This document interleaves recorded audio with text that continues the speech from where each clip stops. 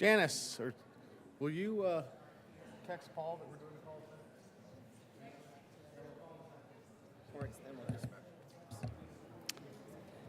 Mr. Majority Leader. Thank you, Mr. President. I move a call of the Senate. A call of the Senate has been moved and properly sustained. Will the sergeants please close the doors, allow no senators to leave, and return those who are absent from the chamber.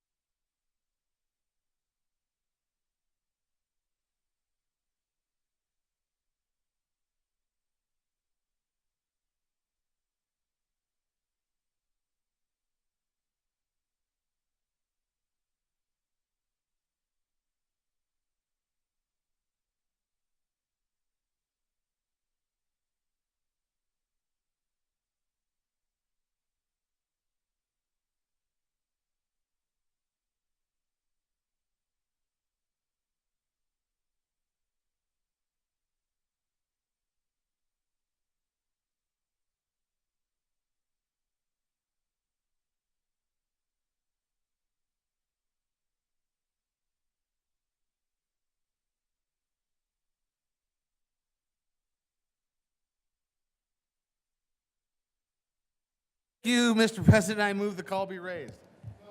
The motion is to raise the call. All those in favor say aye. Aye. Opposed, no? No. The ayes have it, and the call is raised.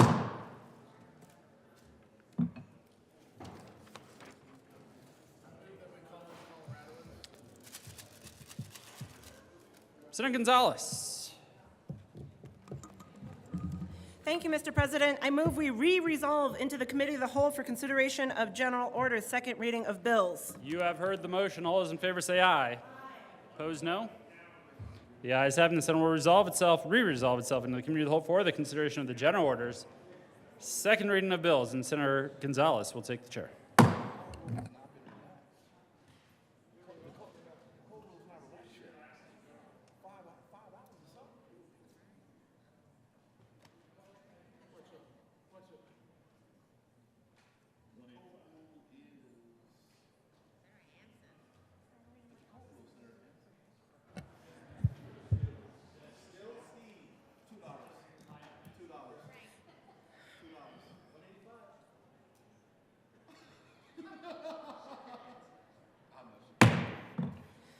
The committee will come back to order. The court rule is once again relaxed. Mr. Hubler, will you please read the title of the Senate Bill 185? Senate Bill 185 by Senator Fenberg and Representative Amabile concerning protections for unleased mineral interest owners in the pooling of mineral interests by the Colorado Energy and Carbon Management Commission. Senator Fenberg. Ag and Approps. Thank you, Madam Chair. I move Senate Bill 185 and the Agriculture and Natural Resources Committee report. And the Appropriations And the Committee report? Appropriations Committee report. Thank you, Senator Fenberg. To the Ag Report. Thank you, Madam Chair. The Ag Committee made some minor changes to the bill and removed some of the pieces of the bill around dispute resolution and clarified something around the confidentiality and asked for an aye vote. Further discussion on the Ag Report? Seeing none, the motion before the body is the adoption of the Ag Report. All those in favor say aye. Opposed, no. The ayes have it. That report is adopted. To the Appropes Reports, Senator Fenberg. Thank you, Madam Chair. The Appropriations Committee appropriated a very small amount of money to implement the bill. Is there further discussion on the Appropes Report? Seeing none, the motion before the body is the adoption of the Appropes Report. All those in favor say aye. Opposed, no. The ayes have it, and the Appropriations Report is also adopted. To the bill, Senator Fenberg. Thank you, Madam Chair. Members, Senate Bill 185 is about the incredibly exciting concept of statutory pooling. A few of you probably do find it interesting, and many of you probably don't. However, it is making relatively minor updates to our pooling process in state law. We obviously made more significant changes back in 2019. Much of those changes have now been implemented. Senate Bill 185 makes some additional changes, but they're relatively narrow in scope, and it only really applies to a pooling process that includes publicly owned minerals, as well as outlines sort of some more details around a protest process if somebody feels that an operator does not actually have ownership or control over 45% of the minerals in the unit, which is what the requirement is under existing law. The issue here is that there has not always been clarity on how the operator, the company requesting the pooling order, how they prove that they have that 45% threshold. This requires a little bit more detail in the application, so the public knows generally if they feel that they do have they have met that threshold or not. And then the other changes I mentioned is it makes it so if the minerals in question within that unit are publicly owned by a city or a county, they can't be forced pooled. They can still be developed, but they wouldn't be subject to a forced pooling order. Happy to get into more details on this, the ins and the outs. It does not apply to minerals that the county or the city owns outside of their boundaries, but only within, and does not apply to some other types of local governments like schools, but is narrowly applied only to cities and counties. The other aspect that it does is it requires, and I think generally speaking this is current practice, but it requires that if you are applying for a pooling order, that you generally have to get that pooling order before you start developing the resources. It's a little ambiguous in current law, and at times development has occurred before the pooling order has been approved. We're simply clarifying that you do need to get that approval before you go ahead and start developing. I'm not sure if anyone's listening to me anymore, so I'm going to keep it there. If there are questions, I'm happy to get into more details. Sorry, I'll speak more directly. I do have one minor amendment that I'd like to offer before we get further into the discussion, though. There is an amendment at the desk. Mr. Hubler, will you please read L003 to Senate Bill 185? L003, amendment. Senator Fenberg. Thank you, Madam Chair. I move L003. To the amendment. Thank you, Madam Chair. Members, this amendment does very little, but For those who it does impact, it means the world. Basically, what this does is it changes the definition of local government to be more in line with how what that definition is elsewhere in law. And really what the end result is that this now includes towns, whereas the previous definition of cities and counties inadvertently did not include towns. My understanding is that a town, legally speaking, is considered a municipality. And so it simply just ensures that we are including towns in the definition of local government. Is there any further discussion regarding L003 to Senate Bill 185? Seeing none, the motion before the body is the adoption of L003 to 185. All those in favor say aye. Aye. Opposed, no. The ayes have it, and L003 is adopted. Further discussion, Senator Peltonar. Thank you, Madam Chair. Heard this bill in committee. You know, anytime we go talk about this, we had a bill last year, it always concerns me. This one it wasn't near as egregious as last year, but I will. Hold on to that. There is an amendment at the desk.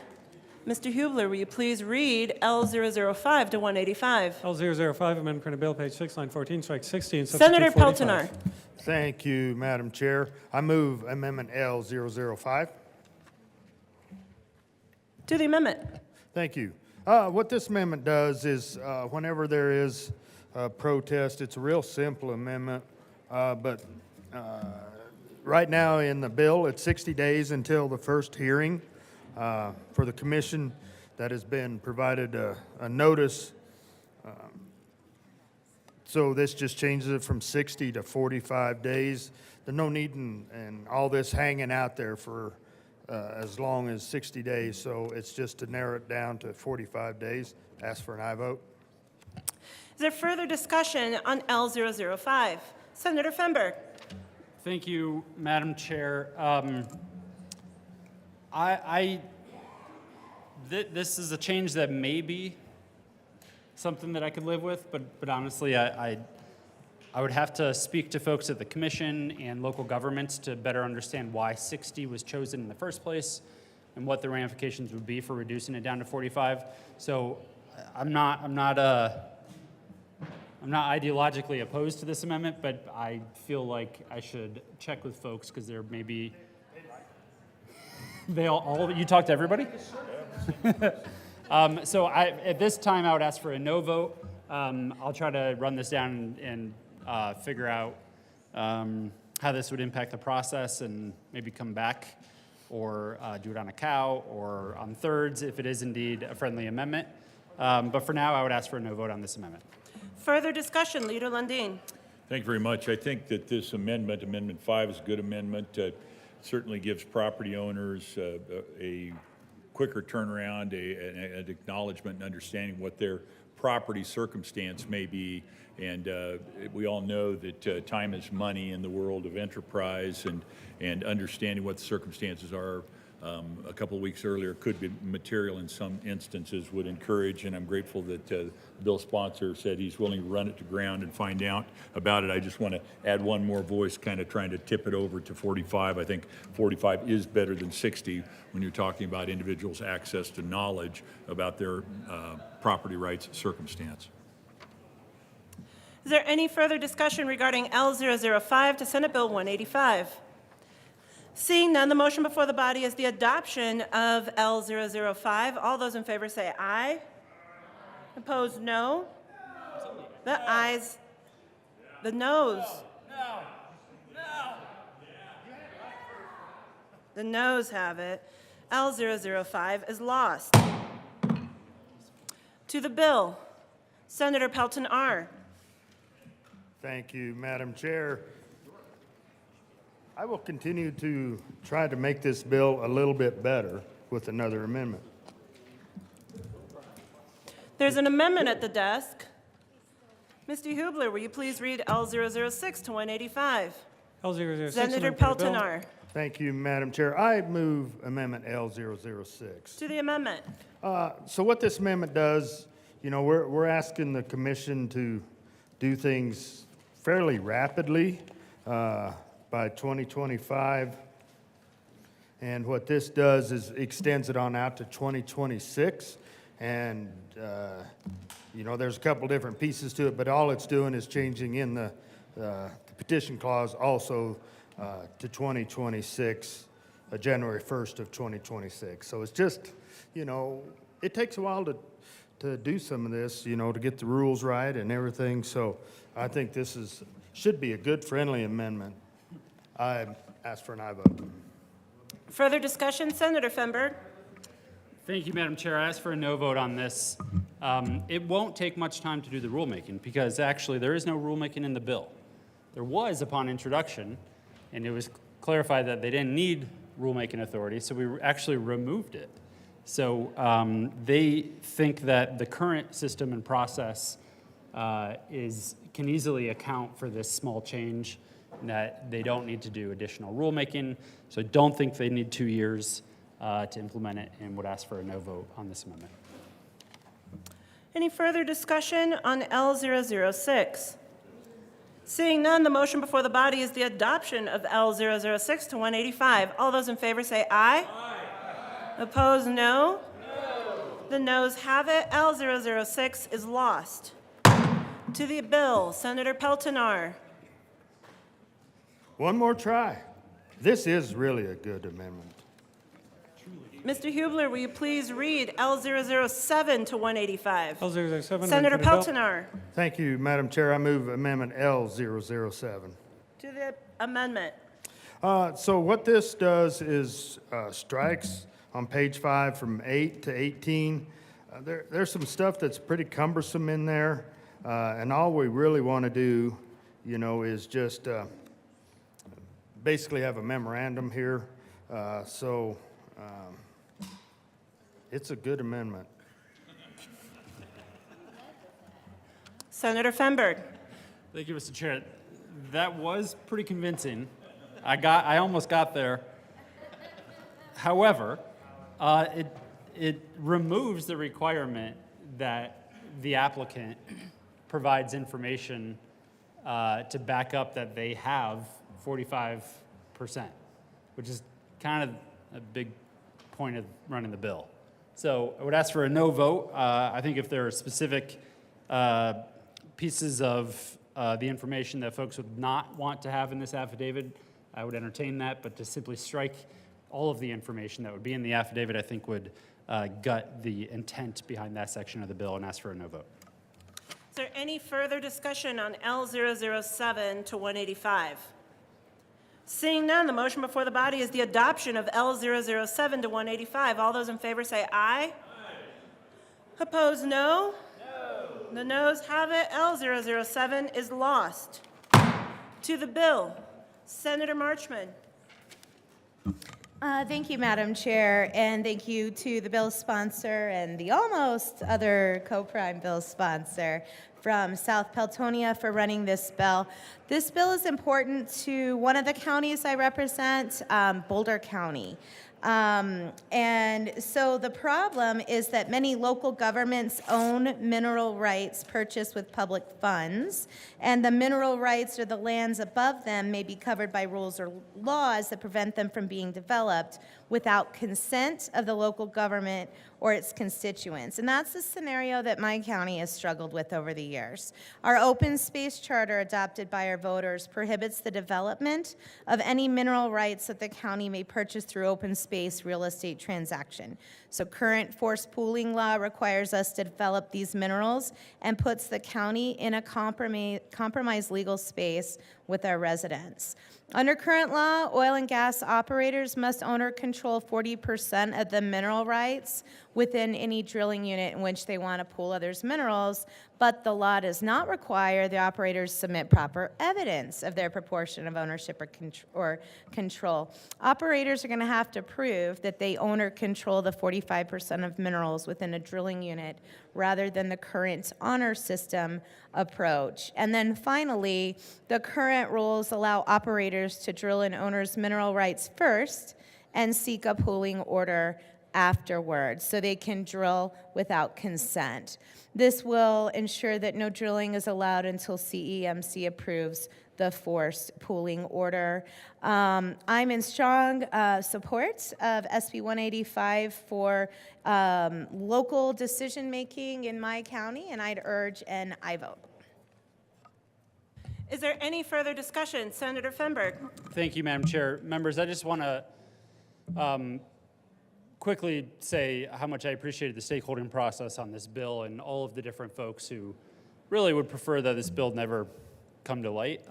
Sat down and really kind of helped make sure it was shaped in a way that can be implemented. And I think we had a good faith negotiation process and discussion over the course of several months.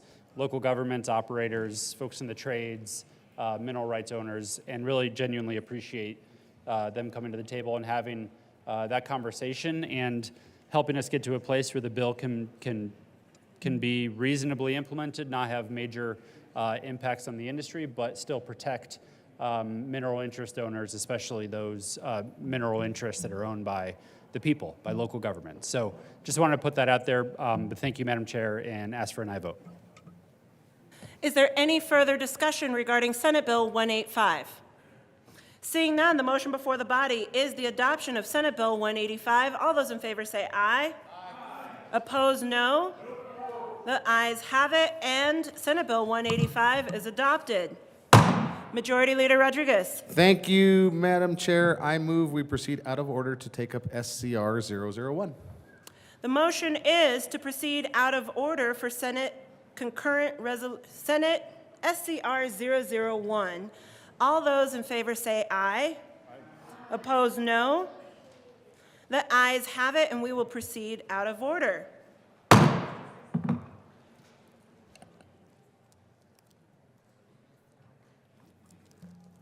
you like to begin, Wanda? Would you like to begin? No, you go ahead. Okay. I'll sit there. Here, stand with me.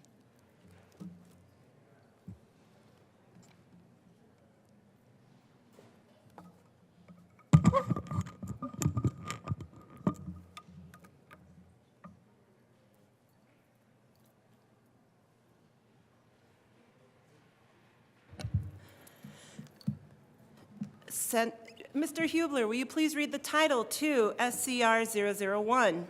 SCR 001 by Senators Danielson and Fields and Representatives Duran and Weissman, submitting to the registered electors of the state of Colorado an amendment to the Colorado Constitution concerning allowing Colorado lawmakers to pass laws that permit victims of childhood sexual abuse to bring a civil claim for the sexual abuse regardless of when the sexual abuse occurred.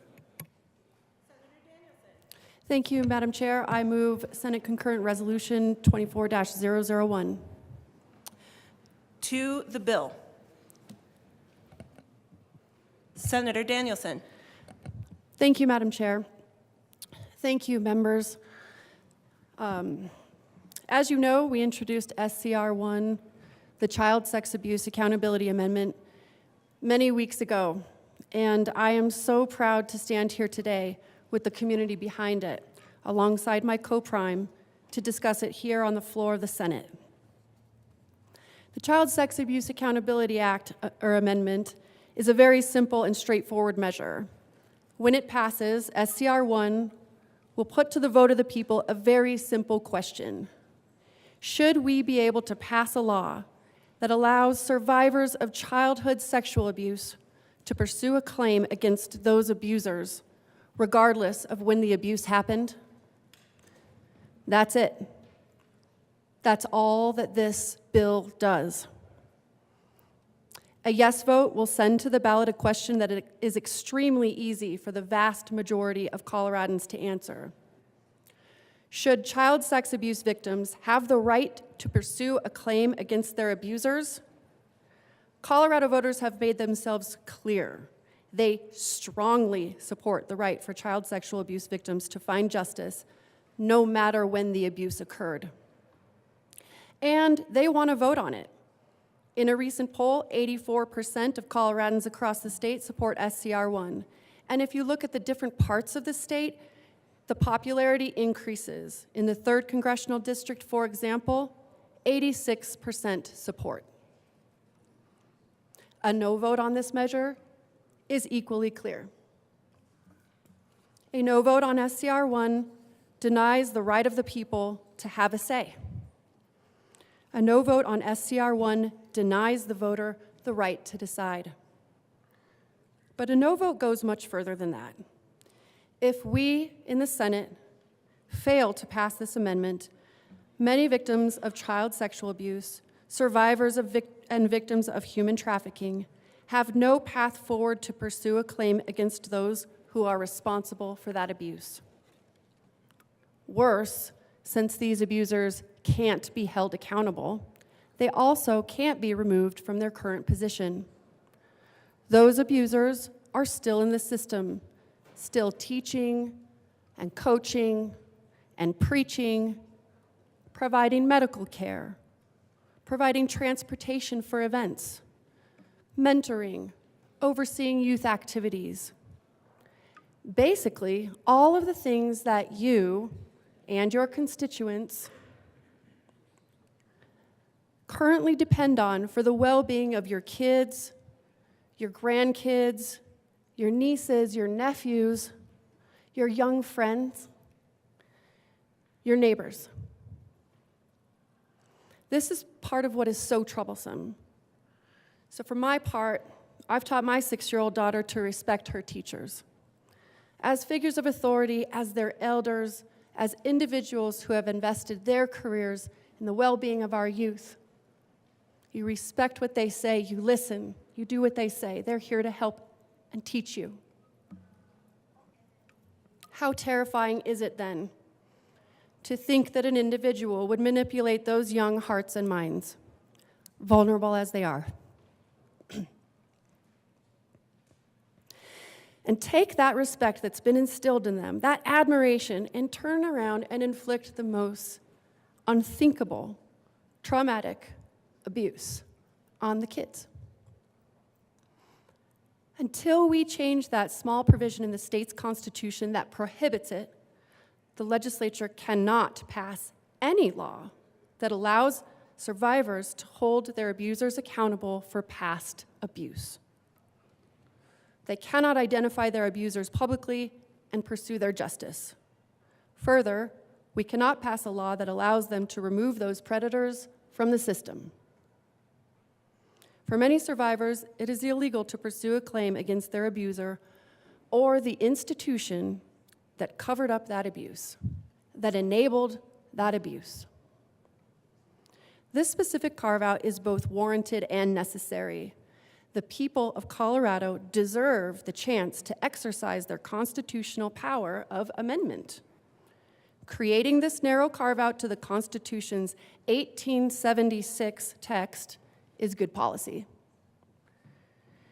The pain and trauma inflicted on victims of childhood sexual abuse is unique. Empirical evidence shows how survivors are unable to come forward to face their abusers until much later in life. Through the science of delayed disclosure, we know over half of survivors of child sexual abuse do not come forward until they're at least in their 50s, if not later. 1/3 never come forward at all. The horrors visited on these children haunt them for the rest of their lives. The abuse happens to them before they even have the concepts or the language to understand what is happening. The abuse can destroy lives, families, and it imposes substantial costs on our entire society. This is knowledge that the authors of our Constitution did not have in 1876 when Article 2, Section 11 was first enacted. However, in their wisdom, those framers did give the people the power to amend the Constitution. In their wisdom, they understood that over time, our state, its people, and its society would grow and change and learn. This question before us today honors the wisdom and foresight of our state's founders. The state Supreme Court acknowledged that this narrow change, specific to survivors of childhood sexual abuse, is required to pass any law that allows these survivors to pursue claims from the past. We must honor the wishes of the framers, the demands of the community, the healing of survivors, and work for the protection of our children by voting yes on SCR 1. Some concerns I've heard from colleagues and opponents' lobbyists revolve around the unintended consequences of this simple amendment. I appreciate this concern and want to address it head on.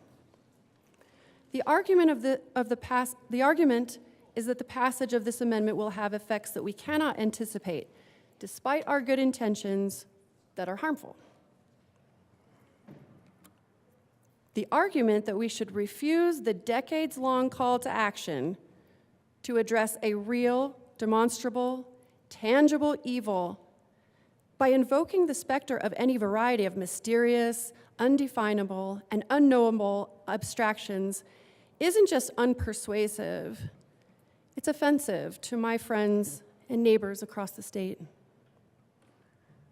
Also, this is not a new, untested, or radical policy. Colorado can look to other states for evidence that unintended consequences have not turned out to come true. We have heard that there is a fear that schools will close or churches will close as a result of the passage of this bill. And yet, 30 other United States jurisdictions are currently operating with laws allowing for survivors to pursue claims from the past. Not one school has been shut down. Not one church has closed in 30 other states and jurisdictions. The ability to hold these predators accountable and the institutions that shielded those predators has never shut down a church or closed a school. But it has given these survivors the justice they seek and removed these child sexual predators from the classroom, the church, or the team where they were still accessing kids. This is also an important piece for so many different survivors of child sexual abuse. It isn't just the Catholic Church that knowingly covered up this type of abuse, although they are among the most high profile. It's private and public school districts.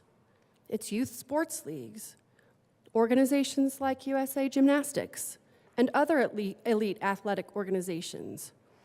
It's child care providers and youth activity managers, and as many of you are aware, the boarding schools.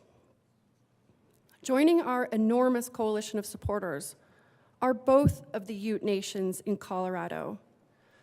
The Southern Ute Indian Tribe and the Ute Mountain Ute Tribe have made public statements in support of the measure. They have come to urge our yes vote to support the needs of the Ute people. These are two great nations within our borders, and I've heard many times our pledges to uphold their goals and values. The Ute people in Colorado share this legacy and the need to correct it, or I guess address it, with the broader Native community from across the Front Range. That's why they're joined by HASEA, the MMIR Coalition, and many other organizations. It illustrates yet another institutional, organizational approach to child sexual abuse.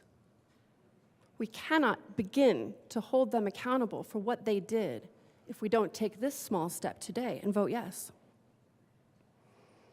In the words of both of the chairmen of both of the Ute tribes, they urge us to support this measure that, quote, provides an essential pathway for all youth survivors of sexual violence to seek justice and combat sexual violence on their own personal healing timeline. This legislation is a critical step in contributing to the well-being and empowerment of survivors of sexual violence and addressing the legacy of boarding schools. The ability to hold institutions complicit in child sexual abuse accountable for the abuse is absolutely critical. I have a 2-year-old son and a 6-year-old daughter. And if you listened to the testimony from the hearing, we were presented with evidence that survivors endured sexual abuse starting at the same age both of my kids are now. We also heard from people who were abused as older kids, preteens, and teenagers. Many times the abuse lasted for years on end. I joined thousands of concerned parents across the state to passionately urge the passage of this bill. The fact that if you are 28 years or older in Colorado and wish to pursue a civil claim like this, you're out of luck. You have no path forward in your justice. If you cannot identify your abuser through that path, they're still in the system. Now, because of a bill that many of you supported in 2021, if you're about 27 years or younger, you are protected. There is no statute of limitations. And I'm grateful for your support. It's meant a big difference for a number of people, and it will into the future. Those folks are able to identify and hold accountable those predators and the institutions that enabled that abuse.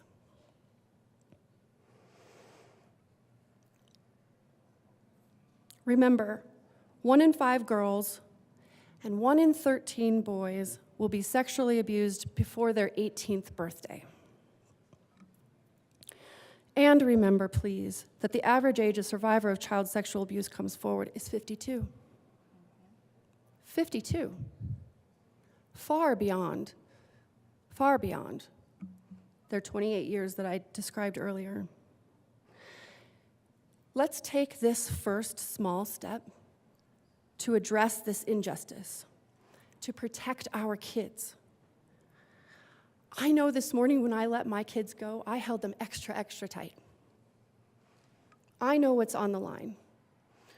Without this law, we cannot begin to hold some of these predators accountable, which means some of your kids, your kin, your loved ones, and your friends will interact with these predators sometime in the future.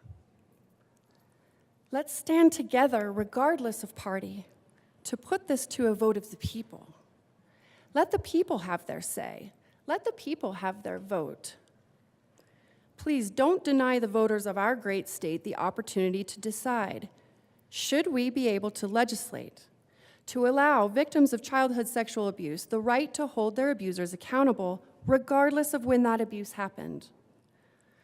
I stand with the survivors. I will vote yes and do my part to protect the children all across our Colorado community. And I sincerely hope that my esteemed colleagues will do the same. Thank you, Madam Chair. Senator Fields.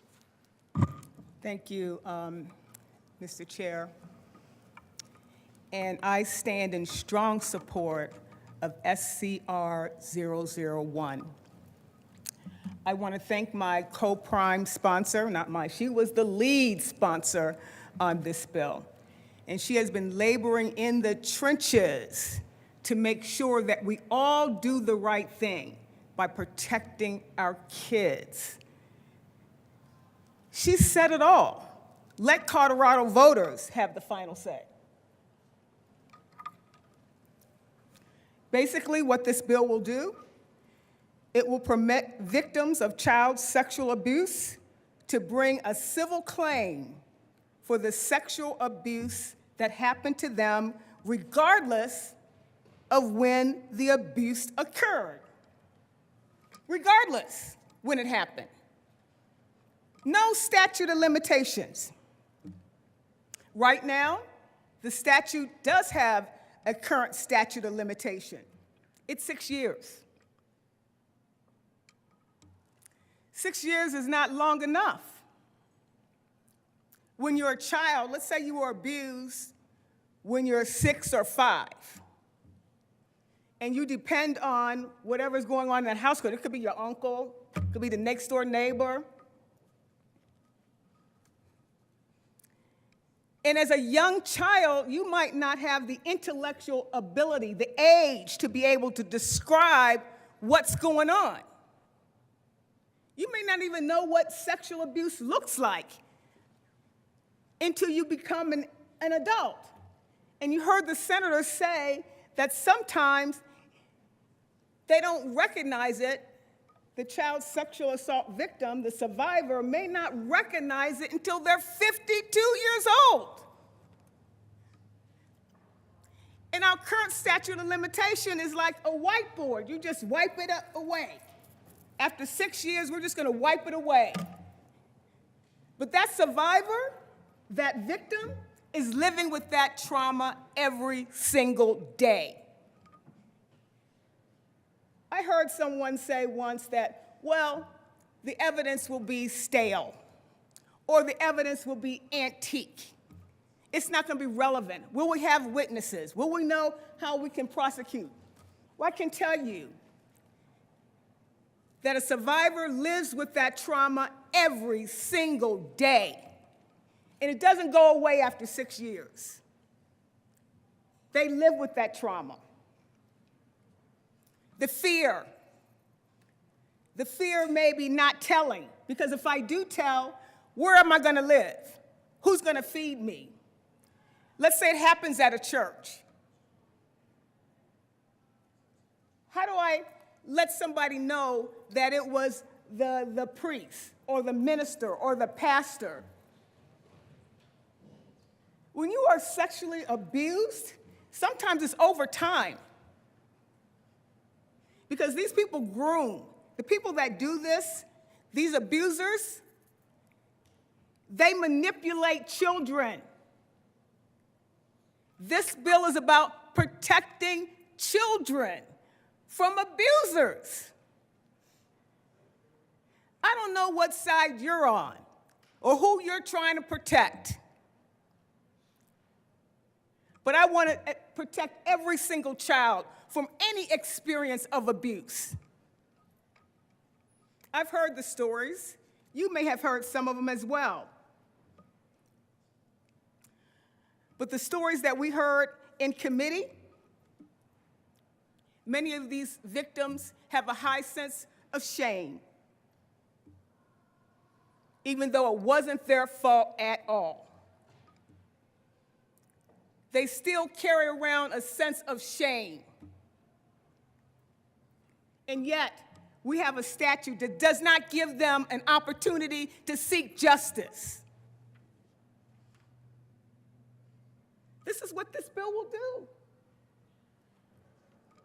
It will give a child who was abused an opportunity to seek justice against an institution or against that abuser.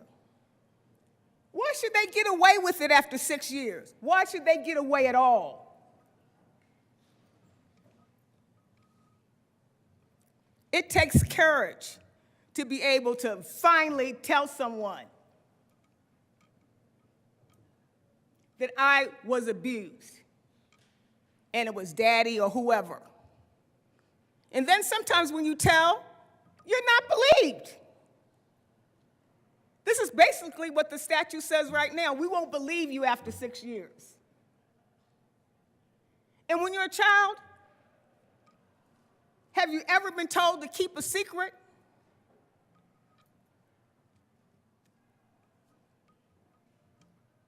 Keep this little secret just between us. Don't tell nobody what's going on.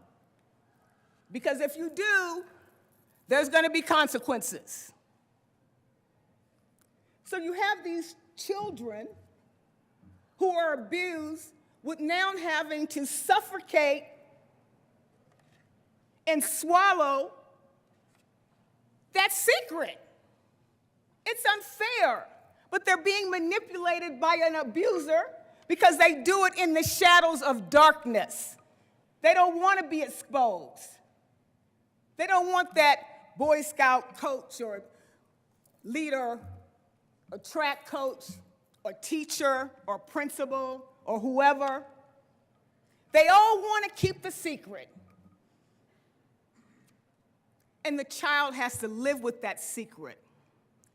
But what this bill will do, no more secrets.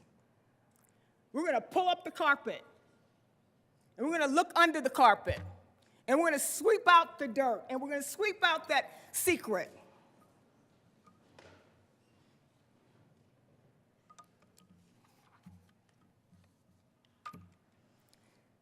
This measure will allow survivors to tell their secrets. It's that simple. And it gives them hope. And it gives them a chance to be heard and a chance to be acknowledged. We passed a bill that was going to allow that to happen. And we're here today because we need to make some adjustments. And we're asking the people of Colorado to make that decision. And the way that people of Colorado makes that decision is everyone that's sitting in here on these Senate seats vote yes. So we can send this bill over to the House and get it passed so it can be on the November ballot so the people of Colorado will have their say.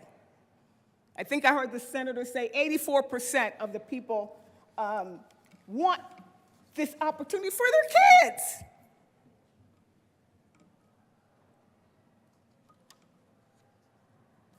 Sometimes the kid can be in the family and they don't even know because they're told to keep a secret.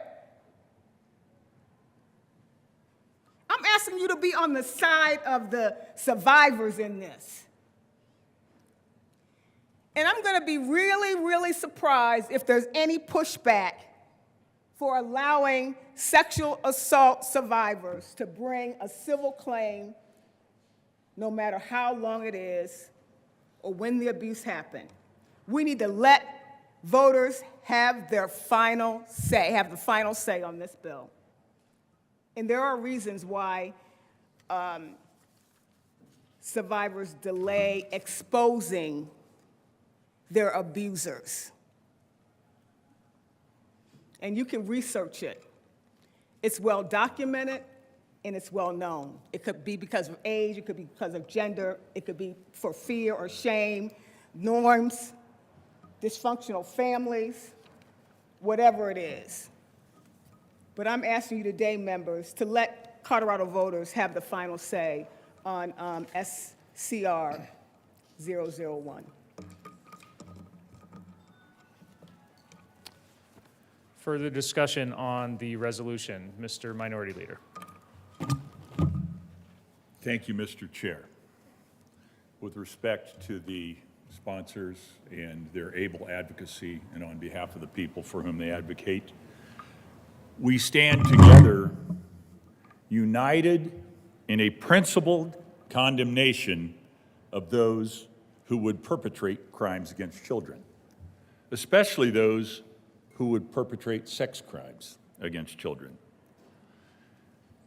The emotion generated in the healthy human heart against those who would commit such crimes almost causes our hearts to burst forth from our chests in rage against such criminals.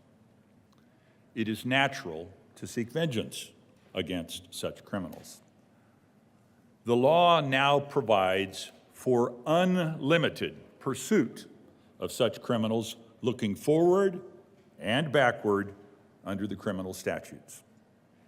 Since 2019, the civil statutes have had the effect of reaching back in pursuit of civil claims on behalf of someone born just before the turn of this last millennium. Throughout my legislative career, I have been a staunch advocate for survivors, as are my colleagues. In the first 5 of 6 years that I served in this building, I ran bills to protect individuals from sex crimes and sex abuse, largely on behalf of children. From the first bill I ran as a representative, House Bill 1019, which protects victims of sexual trafficking, to just 2 weeks ago, when we passed Senate Bill 24035, which strengthens penalties against human traffickers, House Bill 1072, which expanded rape shield laws, and the many bills in between. My colleagues and I have stood and stand with survivors. The problem with SCR 1 and the genesis of my no vote is the way in which it seeks to upend several settled and fundamental constitutional and legally principled rights we all depend upon to animate and protect our civil society. First, Res 1 would promote violations of ex post facto protections. The U.S. Constitution prohibits the enactment of ex post facto laws, which are laws that retroactively change the legal consequence of actions that were committed before the enactment of the law. Our state constitution embodies the principles which this resolution seeks to change. Changing the statute of limitations retroactively could be seen as creating or increasing penalties after the fact, and thus could be argued unconstitutional under this principle. Second, it raises due process concerns. Retrospective or reaching backward changes to statutes of limitations could be seen as violations of the Due Process Clause found both in the 5th and 14th Amendments of the United States Constitution.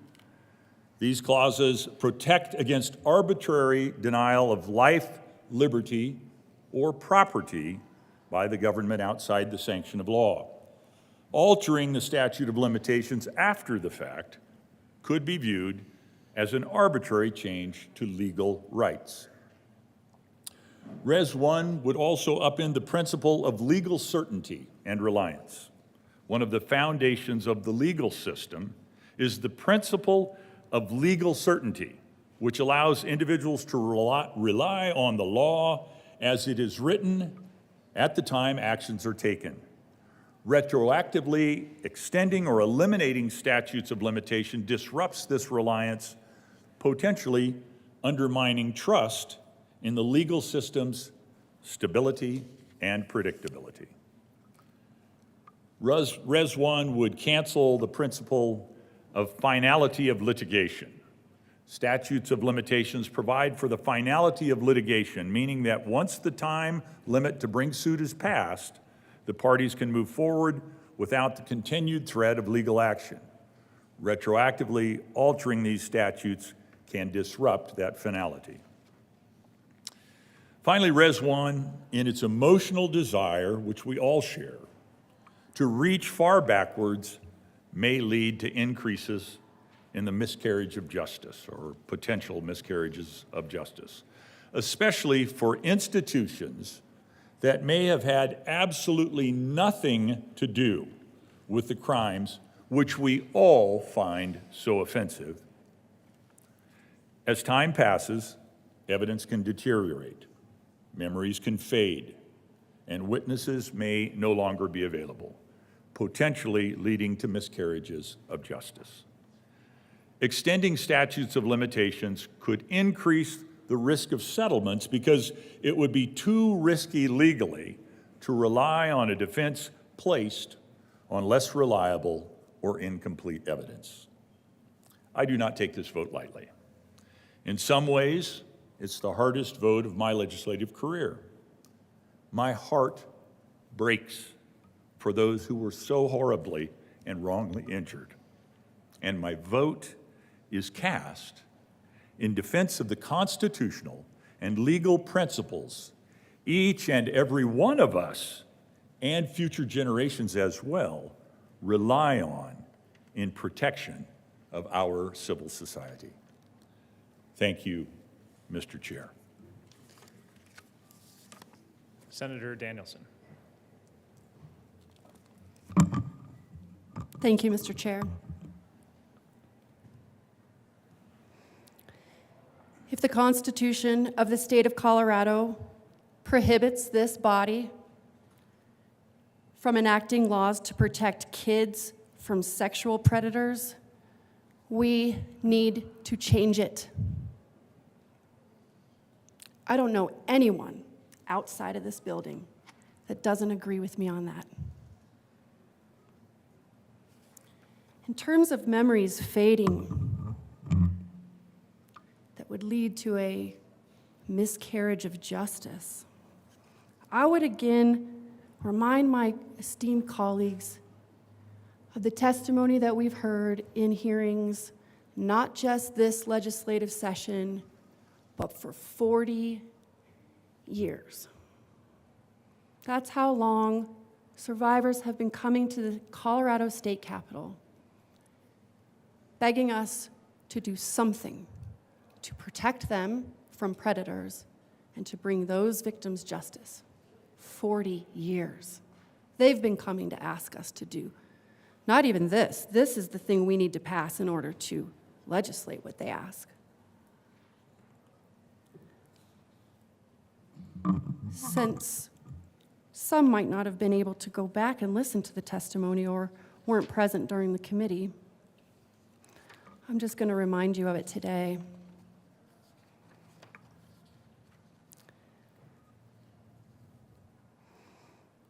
This is a testimony from a woman named Callie, who is speaking on behalf of the American Federation of Teachers of Colorado. This is an organization made up of teachers. The idea that a teacher who has assaulted or sexually abused a child could be allowed to remain in the classroom or on the coaching staff or in the music room or on the school bus or in the lunchroom, it's really disturbing. And that's coming from the teachers, from the educators. We are proud to support SCR 24-001, just as we supported Senate Bill 21088. As a first grade teacher, I had at least one student who was already a survivor of sexual abuse. A first grader, folks. That's my kid's age. She's 6. The 6-year-old was a bright and delightful girl, but her trauma overtook all aspects of her education and our classroom. Her father paid for as much counseling for her as he could. But I know she needed years of counseling, and I suspect he was unable to provide as much as she needed as a single father. My student struggled academically, even though she was quite bright. She didn't have her basic needs met, which is enough to halt learning. On top of that was trauma, and the effects of trauma on the brain are multifaceted. This 6-year-old struggled socially, and no wonder. She would be in her mid-20s now, and I can only guess about how she's doing, but I imagine there's a good chance that she's still in need of counseling. If she decides to seek justice at some point, it would be a travesty for her to learn that she has no recourse because she missed the statute of limitations. She doesn't deserve for our systems to let her down after all she has been through. Sometimes there is a right and wrong, and this is clearly right. We encourage a yes vote.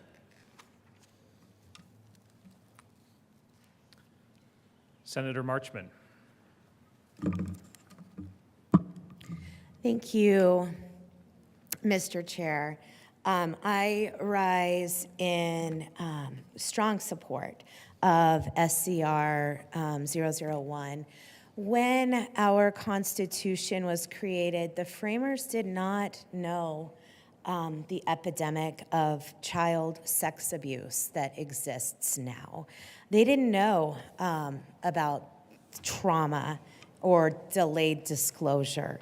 They didn't know when a child's sexually assaulted, the predator takes more than the child's innocence. They take the child's voice, often for decades and sometimes for a lifetime. Many victims of childhood sex abuse are unable or unwilling to come forward and face their abusers until much later in life. Some won't speak of the abuse suffered until their 50s or 60s, I read testimony from our Senate hearing about someone who went through this as they were shepherding their own daughter through this horrifying society in which we live, where adults prey on children and institutions protect the predators. That's not okay. There are some estimates that 1/3 of all child victims will not come forward. The existing law of the state of Colorado has failed these victims. The survivors deserve the opportunity to seek justice, no matter when their abuse occurred. Justice can look different from one survivor to the next. For some, justice may be sought through a civil claim. Current law places a restriction on how long after the abuse occurs a civil claim can still be filed. This resolution and us referring this to the voters, saying, voters, we know you know way better than the 35 of us do. We know you're smart. We know you'll stand up for victims of child sex abuse and hold accountable their predators and the institutions that shield them. We know that we are not right if we are going to get in the way of putting this on the ballot. If passed, this opportunity would exist regardless of when the abuse occurred, provided it occurred when the victim was still a kiddo. It would compel an important question to the voters of the state of Colorado this November. It would ask if there should be an amendment to the state constitution, allowing lawmakers to pass legislation that would permit victims of childhood sexual abuse to bring a civil claim against their abusers, regardless of the time elapsed. As I was reviewing and listening to the heart-wrenching testimony from the Senate hearing about this, I would say, yes, it's emotional, but I would not say that the bringing of this resolution is done lightly. It is incredibly important that it comes forth. And I'm going to end on what I heard Chairman Melvin Baker of the Southern Ute Indian Tribe share. He has, of course, as we heard from the bill sponsors, come out in support of this amendment. But he said, sexual violence has been a tool of colonization, with generations of Indigenous children experiencing sexual abuse in boarding school systems. The practice of sexual violence towards Indigenous people and youth continues, with Indigenous women experiencing sexual violence at higher rates than all other races reported. Many of these are committed by non-Indigenous perpetrators. So again, I urge your aye vote on this, because not a single one of us, in my mind, knows better than the voters in this state on how we treat predators and the institutions that protect them. Thank you. Senator Michelson Janae. Thank you, Mr. Chair, and thank you, amendment sponsors, for bringing this incredible work forward. I had the honor of working on this bill last year when I was in the House, and it's in response to what the Supreme Court said to us that we bring this amendment before you, because the Supreme Court said you must ask the voters. Plain as day. I haven't shared my story a lot, but I'm going to today. I was 7 years old. We lived in New York City in what was like a project. And I was responsible for my two younger brothers, and we were outside playing in the grassy area outside of our apartment complex. And I was in charge. This was the 70s. That was normal. And a woman approached me and invited me up to her apartment. And I made a very bad choice. I followed her up to her apartment.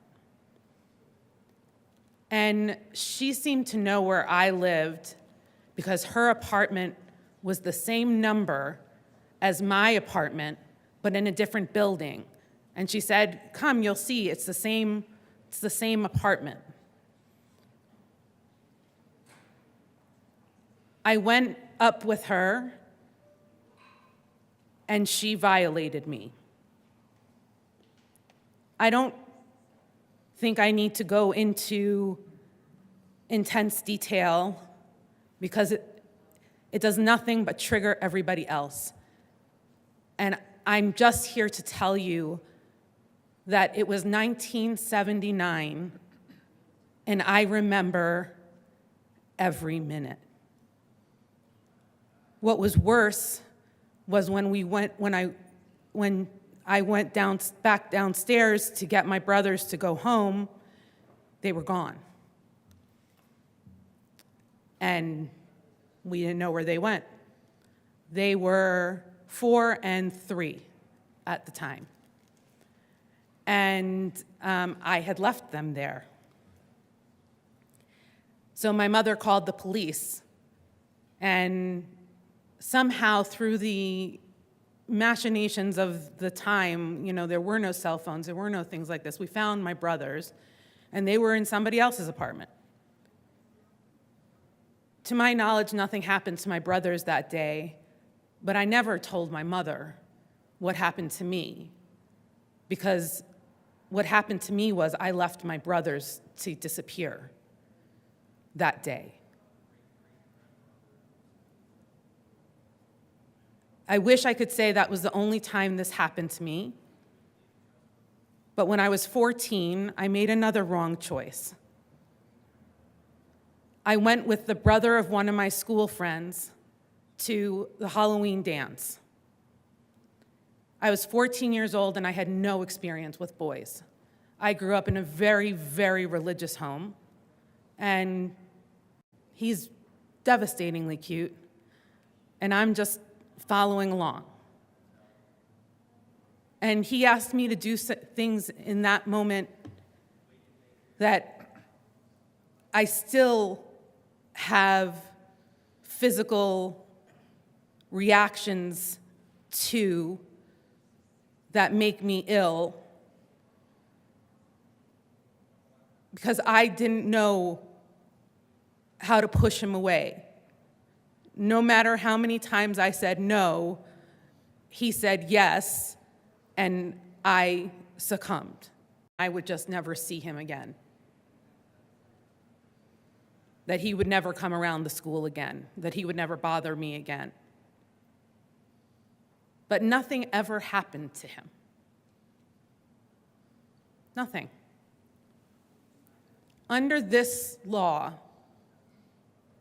which will not help me because I was in Cincinnati, Ohio, but under this law, if I had been raped in Colorado and this teacher did not follow the law, the people of Colorado will have the opportunity to say, yes, you can go back after the teacher, the student, or the people of Colorado can say no. We have this moment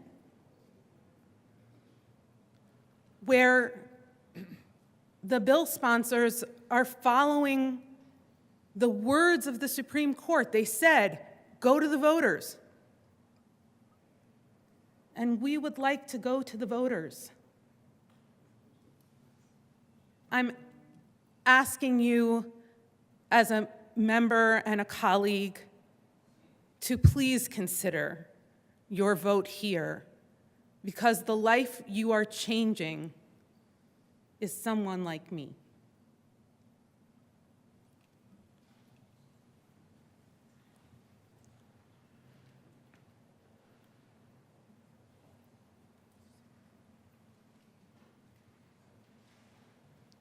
Senator Cutter. Thank you, Mr. Chair. I want you all to reflect on what you just heard from my amazing colleague. I made a wrong choice. To this day, one of the most amazing, strong, wonderful women I know who does everything in her life to protect other people, she is putting that on someone. She's putting this to a mistake that she made. I made a bad choice. Did she make a bad choice? She was a child. Both of those times, she was a child. So by not allowing people who go through these traumatic experiences to have some kind of closure, so frequently a young person like that has no idea what's right and what's wrong and what their choice is in the matter or not in the matter, and carry that guilt and that inability to move forward for so many years thinking it was their own fault. It wasn't. She did not make a bad choice. She was a young girl that trusted someone else that should have not abused that trust. So by not allowing closure and not allowing someone to answer for that is continuing to damage people who have gone through such an already traumatic service. I obviously rise in very strong support of this and hope that my colleagues, every colleague sitting in here, can find it in their hearts to listen to those stories and to make the right decision and vote in support of this bill. Is there any further discussion on the resolution? Senator Danielson. Thank you, Mr. Chair. Thank you to my extraordinarily brave colleague for coming forward today. Shouldn't be necessary, but it's really powerful and important. She joins a lot of people who have come forward to talk to us. The next voice I'm going to give you is from a woman named Angie. She says, "I never wanted to return to Colorado. I-25 floods my memory with road trips where much of my abuse occurred. Yet here I am because it's important to me for you to know why this amendment matters. It's personal. I was repeatedly sexually victimized throughout my childhood by my pastor. It began in 1985. I was 7. The abuse left me devastated. I was treated as a temple prostitute, then tossed aside. In 2018, I was 41. I came forward and reported this pastor who is still actively preaching in the same church. He masterfully groomed me, my entire extended family, and the community. The police responded by filing away my complaint since the statute of limitations had passed. The denomination's internal investigation was quick. In 3 weeks' time, his job was terminated. He was allowed to retire. Had a party inviting the community, including my parents. Then took a vacation to Hawaii. When I asked about due diligence with children currently attending the church or other victims, the denomination responded that there was nothing they could do. They said my abuser no longer worked for them. They took the information I gave and buried it. After years of intense and expensive therapy, I felt empowered to step forward and hold my abuser and the denomination accountable. I asked the denomination for financial help to make it possible to receive the level of care and therapy that I needed.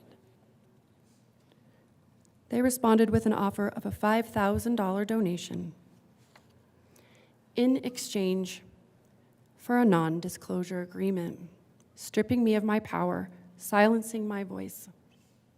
In 2021, when Senate Bill 2188 was signed into law, I finally had the opportunity to hold the pastor and the institution that allowed my abuse accountable.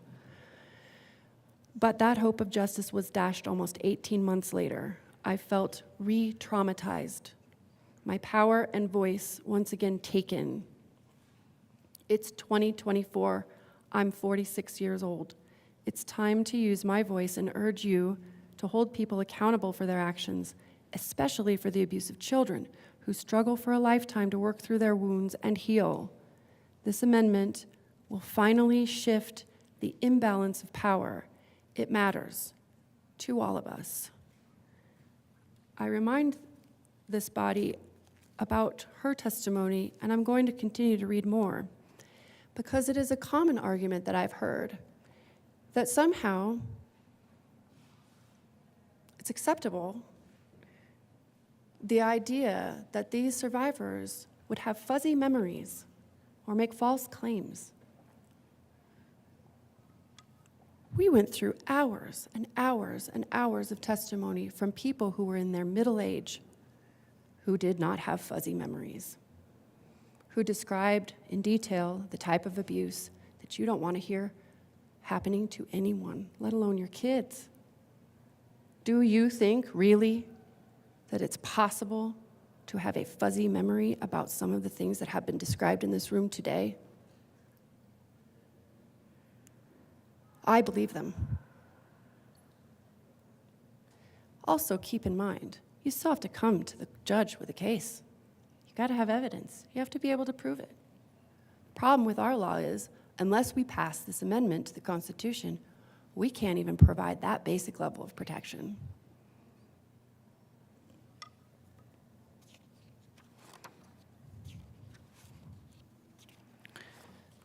I'm going to read to you another story. My story begins just after my 11th birthday, after my father's untimely death due to a brief battle with cancer. As my family were devout Christians, we attended church as often as we could. In our faith, it was not unusual to seek comfort, care, and support from our church, its members, and especially its leadership. During my formidable teenage years, I was directed to seek out a male role model to help me through difficult times of grief and loss. Through the encouragement of my mother, I reached out to our pastor for help. He gladly accepted. In return, I was groomed, manipulated, and raped repeatedly by the man who was supposed to be my protection, my father figure, my mentor, and my spiritual leader. These actions occurred inside his office on church property. The church staff knew that this man was a perpetrator and did nothing to stop him. They did nothing to protect me as a child. During this time, we as a society shunned and refused to hear people that had been abused, let alone a boy inside a church. After all, we thought that pastors were infallible and without blame. My abuser threatened my life and the life of my family if I told anyone. But I did try. I told a member of my family, and they did nothing. I tried to tell my mother, but she would not listen to me, only reminded me that we don't question the pastor. She reminded me that according to Scripture, we do not speak evil of God's blessings. I'd been betrayed by all those closest to me. If they didn't believe me and the church wouldn't protect me, why would I go to the police? I kept the secret until now. After years of therapy, I finally came to terms with what happened to me. Sexual abuse is not a one-time crime. It happens over and over until the abuser loses interest or opportunity. Survivors then must deal with that abuse for the rest of their lives. I'm still in therapy, and I expect to be for years to come. I've been diagnosed with severe chronic PTSD, depression, and anxiety. I cope with flashbacks, triggers, and unwelcome thoughts on a daily basis. My family has to live through the worst of me, my rage, during my healing journey. I'm grateful for their kind, compassionate support. When Colorado passed the law to allow victims to seek justice for their previous abuse, I saw this as an opportunity to finally seek justice, to find peace, and have those involved recognize the impact of their actions, and to repay my family for all they've had to endure during this journey. My attorney hired an investigator and compiled the evidence and witnesses that corroborates my story. Then, literally days before we were to file the lawsuit, the Colorado Supreme Court deemed this look-back law unconstitutional. I was devastated. I was suicidal.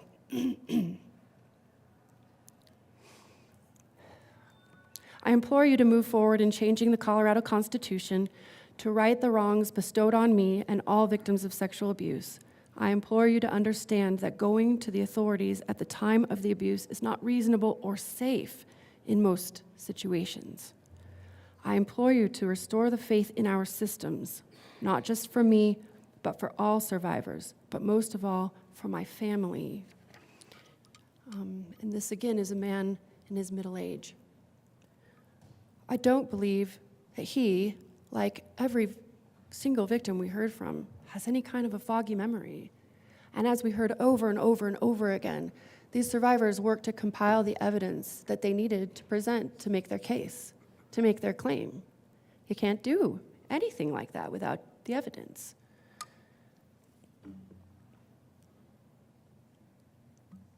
And this is about civil claims going forward, not a criminal standard.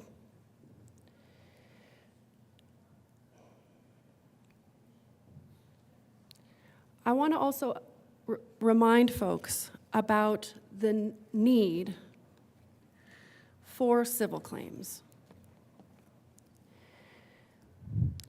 There are many reasons why a civil case is a critical option for survivors of sexual abuse, and in most cases, the only option. So again, out of respect to some of the arguments I've received over the last many weeks, that since there's no statute of limitations on criminal cases, this certainly isn't necessary. But it absolutely is very necessary. A criminal case can only be brought on behalf of the state, as you know, meaning it's up to the district attorney's office as to whether a sex assault crime will move forward, not the victim. The victim does not get to decide if their perpetrator is going to be prosecuted. Only the DA has the final say. This is the biggest difference between the two types of offenses, and one reason why a civil claim is a much, much better option for survivors, oftentimes, because it gives the survivor the control of their own case, and they, as a survivor, get to decide if they want their day in court. They get to decide if they want to pursue this. We also heard from a survivor in the committee who pursued a criminal case successfully. But then she went on to describe how traumatic that experience was. Please keep in mind that these criminal cases can be very, very public, which can double down the impact of that trauma on the survivor. In a civil case, the survivor is the one who gets to decide if they want or need to pursue justice, if they get justice, and no one can tell them no if they're ready to speak out and face their abuser. I also want to highlight that approximately 80 to 90% of these cases are never taken up criminally. So even if the victim is ready and wants to go along with a criminal pursuit, the district attorney has the case or doesn't in their hands. Even if the victim wants to go forward, very few cases are ever taken up. And it's either because there isn't enough evidence to meet that difficult, almost untenable standard, or the victims are not believed. And that was also described to us over and over and over in committee. This only pertains to civil cases, which is the most powerful tool for the vast majority of survivors. Thank you, Mr. Chair. Is there any further discussion on the resolution? Senator Gardner. Thank you, Mr. Chair. Colleagues, I appreciated the observations of the senator from Monument. It reminded me of my own commitment, which is the same as that of many of you on both sides of the aisle in the passage of legislation to protect victims, particularly child victims, and to punish sexual predators, and in particular and especially child sexual predators. I have found it disturbing, based on all of that work and that personal and emotional commitment that runs rather deeply with me, to find that my concerns about SCR 001 have been characterized publicly as a desire to protect sexual predators, or to question the motives of those who have concerns about SCR 01, which I will discuss in a moment. But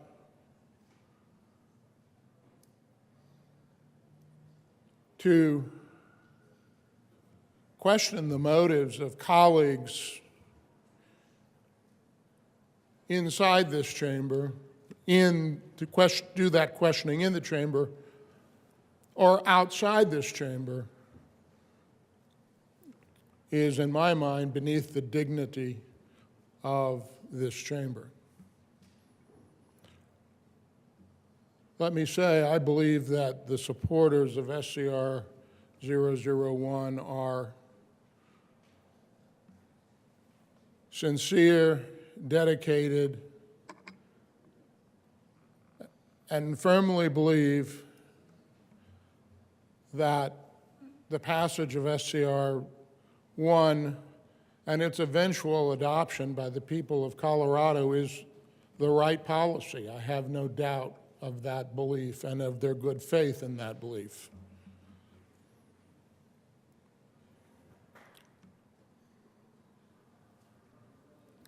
I have agonized about SCR 01 and what are its larger implications. And it's almost hard to imagine that there could be larger implications than those that the proponents have raised, but there are larger implications when we change the Constitution, and particularly do so with respect to a fundamental principle adopted at the time of the adoption of our Constitution, when the founders of this state made a very fundamental choice about a legal principle regarding vested rights of citizens, even if those rights are not rights that we think they ought to have. When the bill that originally opened up a window to bring civil cases in those sexual assault civil causes of action that had expired, had been barred by the statute of limitations, I stood here in this well and said I would be opposed to the bill because it violated the Constitution of the state of Colorado. 97 of my colleagues disagreed with me. Some of my colleagues, though it bothered me not, some of my colleagues literally scoffed at me. But I didn't make a pact with them. I took an oath to the Constitution of the United States and the state of Colorado. And it was my firmly held belief that that statute violated the Constitution. Last summer, a case made its way using that open window to bring a civil case, made its way to the Colorado Supreme Court, and on a 7-0 decision, that bill, that statute, was held to be unconstitutional. The court did not, and this is a nuance, but I want to be clear. The court did not tell us that we needed to refer, that we must refer, that we should refer a measure to the people of the state of Colorado to change the Constitution. They simply expressed their regret that, given the circumstances of that case, the Constitution, because the circumstances, the facts were compelling. All these cases are all compelling.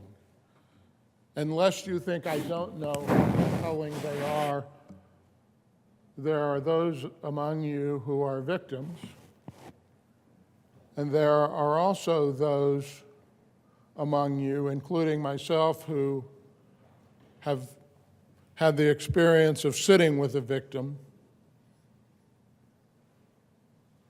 when that adult person finally was able to tell someone in a confidential relationship, to tell someone, in this case myself, about their assault. And one will never forget that experience either. So it is not by lack of understanding or willingness to protect victims that I come to my position on SCR 1. It is not out of some misguided desire to protect sexual predators, because, in fact,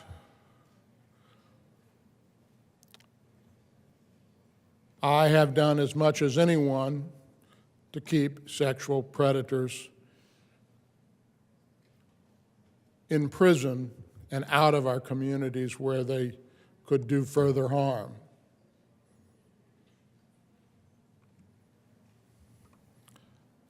So what is the problem?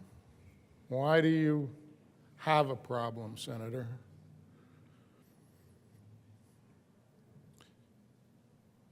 Colleagues, we must be faithful to the law and to legal principles. And this is a difficult one. It's a very close case. I,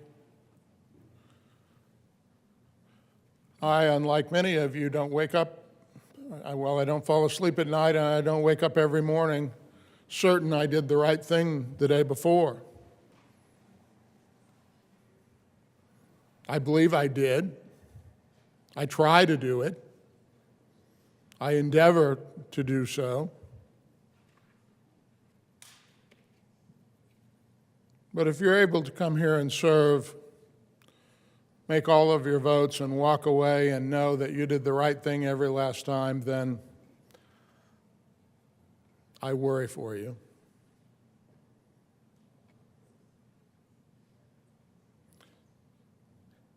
SCR presents that kind of challenge.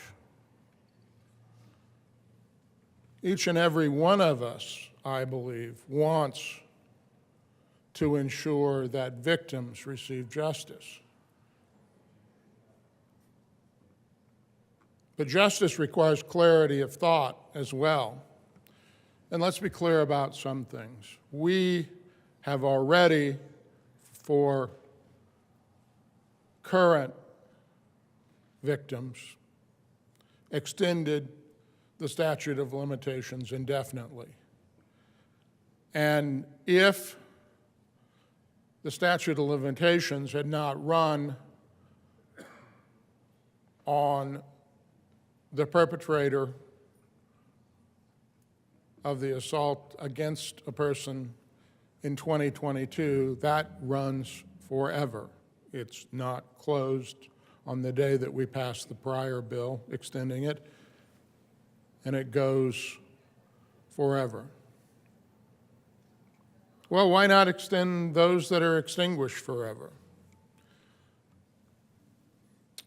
Well, let's go back to the Colorado Constitution. The Colorado Constitution has a provision that is not contained in every other state constitution. It is, for lack of a better term, a better description, it's a civil ex post facto law. It says the General Assembly cannot take from people rights that are vested in them. Now, there's whole discussions of constitutional takings and compensation and all, and it gets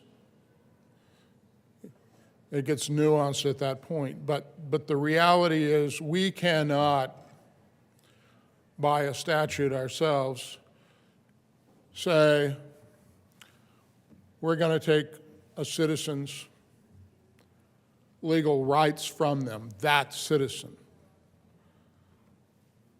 And as abstract as it may seem, those horrific, evil, I'm surprised, maybe I missed it in all of the discussion, that the word evil has not been more frequent, because that's what the abuse of a child sexually is unspeakable evil.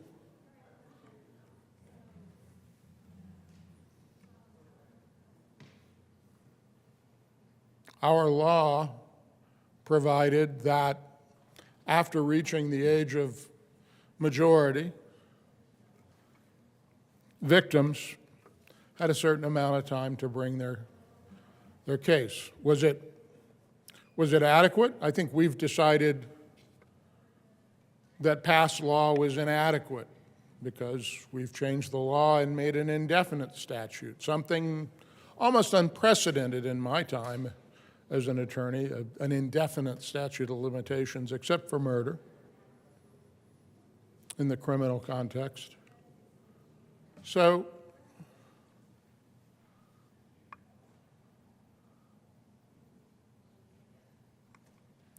we have this principle in our Constitution. And in the Colorado Supreme Court, when they looked at our legislation, overwhelmingly passed by the General Assembly and signed by the governor, they did not lightly say, well, sorry, you got it wrong. No, they said the Constitution is clear about this. And if you want to change it, if the General Assembly thinks they should change it, then that's the remedy. It's not the role of the Colorado Supreme Court to tell the General Assembly, and believe me, I know they do not, tell us what we should do about the law. And it rankles them a bit when we tell them what they should do about the law, by the way. But in that moment, and when I read that decision, I knew that somehow, in some way, we would be having that discussion and debate this year, and so we do. Should we change the Colorado Constitution? Some have argued here today, we should let the voters decide. Let the voters decide. Has an appeal to it. It's a little hollow to me. I mean, with all respect, it's a little hollow. I over 16 sessions, have argued that we should let the voters decide about many, many things. And many of those who say we should let the voters decide today have been the same people who've said, no, we should not let the voters decide on that. Well, what's going on there? Well, I'll tell you what's going on there. We have a responsibility when we refer measures about whether we think it's right and appropriate. It's not, if it were as simple a question as we let the voters decide, we would come here every day and every bill would have a final clause in it that it wouldn't even be a petition clause. It would have a final clause in it that says, and we're going to refer this measure to the people of Colorado to decide finally. Colleagues, we are elected in the first instance to determine what we think the law of Colorado should be and whether or not the Constitution of the state of Colorado should be changed. This change is compelling. I have thought about it. Colleagues, in all honesty, I thought about it before you drafted it. I thought about it when the first bill passed. And I don't know that I was precisely prescient, but I have been a legislator and practiced law long enough now to know that when the bill passed, I thought it inevitable that there would be a case and that it would find its way across the street. And having confidence in our court that they know and understand the law, that they would arrive at the conclusion that they did. It was more compelling that they did on a 7-0 decision. And when they did, as I thought on the day that the first bill passed, we would be standing here on some day at some time debating the question of whether or not we should refer some measure to the people of Colorado. It is the first suggestion in a referral that we should abrogate our principle of civil ex post facto, that we cannot deprive people of vested rights. It's a hard and fast principle right now, and it has unpleasant outcomes sometimes. There are things about the law and constitutional law that has unpleasant outcomes sometimes. I was reminded of one of them just this past week. I don't believe, and maybe I've got this all wrong, but I don't believe there's a person in America who lived through the O.J. Simpson trial and the aftermath and the writing of his book, his own book, that believes that O.J. Simpson was innocent. But a court found him not guilty, and a jury found him not guilty. And our Constitution has a protection against former jeopardy or double jeopardy, and that was that. It was unpleasant, and it's been a reminder to Americans about what their Constitution requires and that justice is not perfect.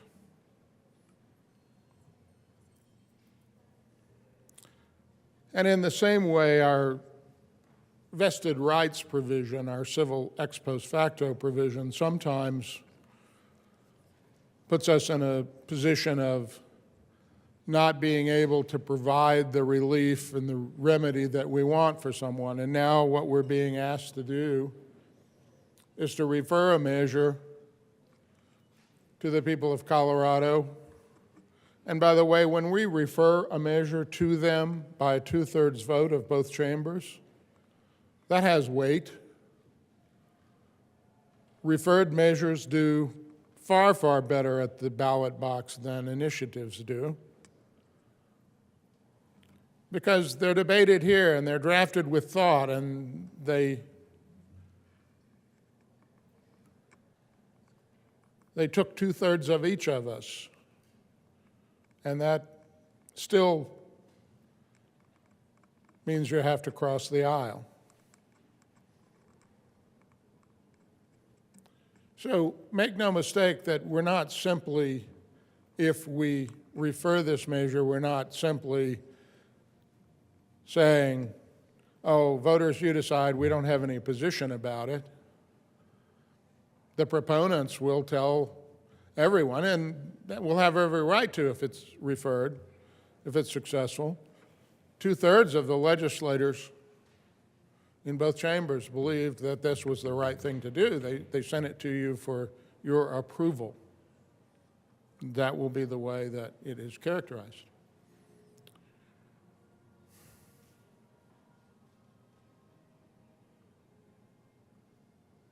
But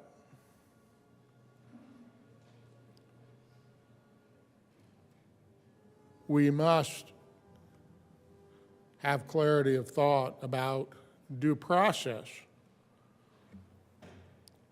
I believe sexual predators to be evil. I don't believe them to be bad. I don't believe them to be misguided. I don't believe them to be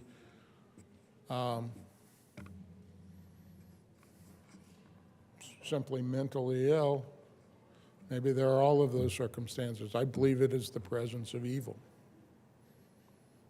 And why am I standing before you to say I'm going to vote no on this resolution? Because I believe in the principle of due process. And you say, well, what's due process got to do with this? If we change the Constitution, then we've changed the Constitution. We haven't changed the due process clause of our own Constitution or of the federal Constitution. And voting here to take a right from you without something, unfortunately, as evil as you are, the sexual predator is nevertheless a deprivation of a right. Now, I'm going to tell you something. I could get over all of that. I mean, get over it as in I could get myself over the hurdle. But you need to know and understand that these lawsuits don't simply involve the perpetrator. And the perpetrator, as often as not, maybe way more often, in very old cases, is dead, in a nursing home, destitute, maybe just living on Social Security. And that case is not simply going to be against that perpetrator. I offered an amendment in committee to limit this revival statute, if you will, to the perpetrator, only the perpetrator. And that was rejected. Who are the other defendants? The other defendants are the employer. The employer, maybe a supervisor. And maybe a supervisor in the first instance was complicit, and we would not excuse that. But in the case at the Colorado Supreme Court, the defendant was Aurora Public Schools.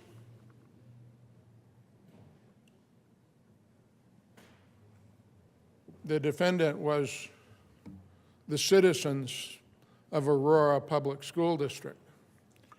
And the damages sought were from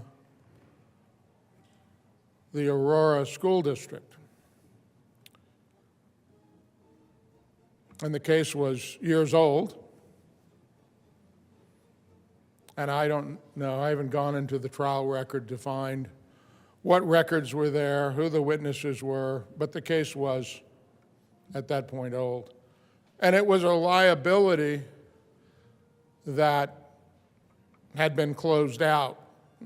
I know that sounds a bit sterile, but nevertheless, there are far more of these cases than I even want to think about. Many of them for schools are going to be teenage girls and boys who were groomed, molested, taken advantage of by a coach, a teacher. You pick up the newspaper every day and you read about it. In those cases, the statute had expired and the employers, it sounds too cold to say the employer, your school district, let me say your school district, I'll tell you why I do in a moment. Your school district hasn't taken a reserve for that. They don't have the records for that. And frankly, 20, 30 years ago, they didn't have the kind of program they do today. We're better today than we were then. Doesn't make what we were then right. It doesn't make it okay or anything else. That's not the argument. It is just that we, I hope, have learned so much. But nevertheless, there are all of these schools, public and private, athletic leagues for boys and girls,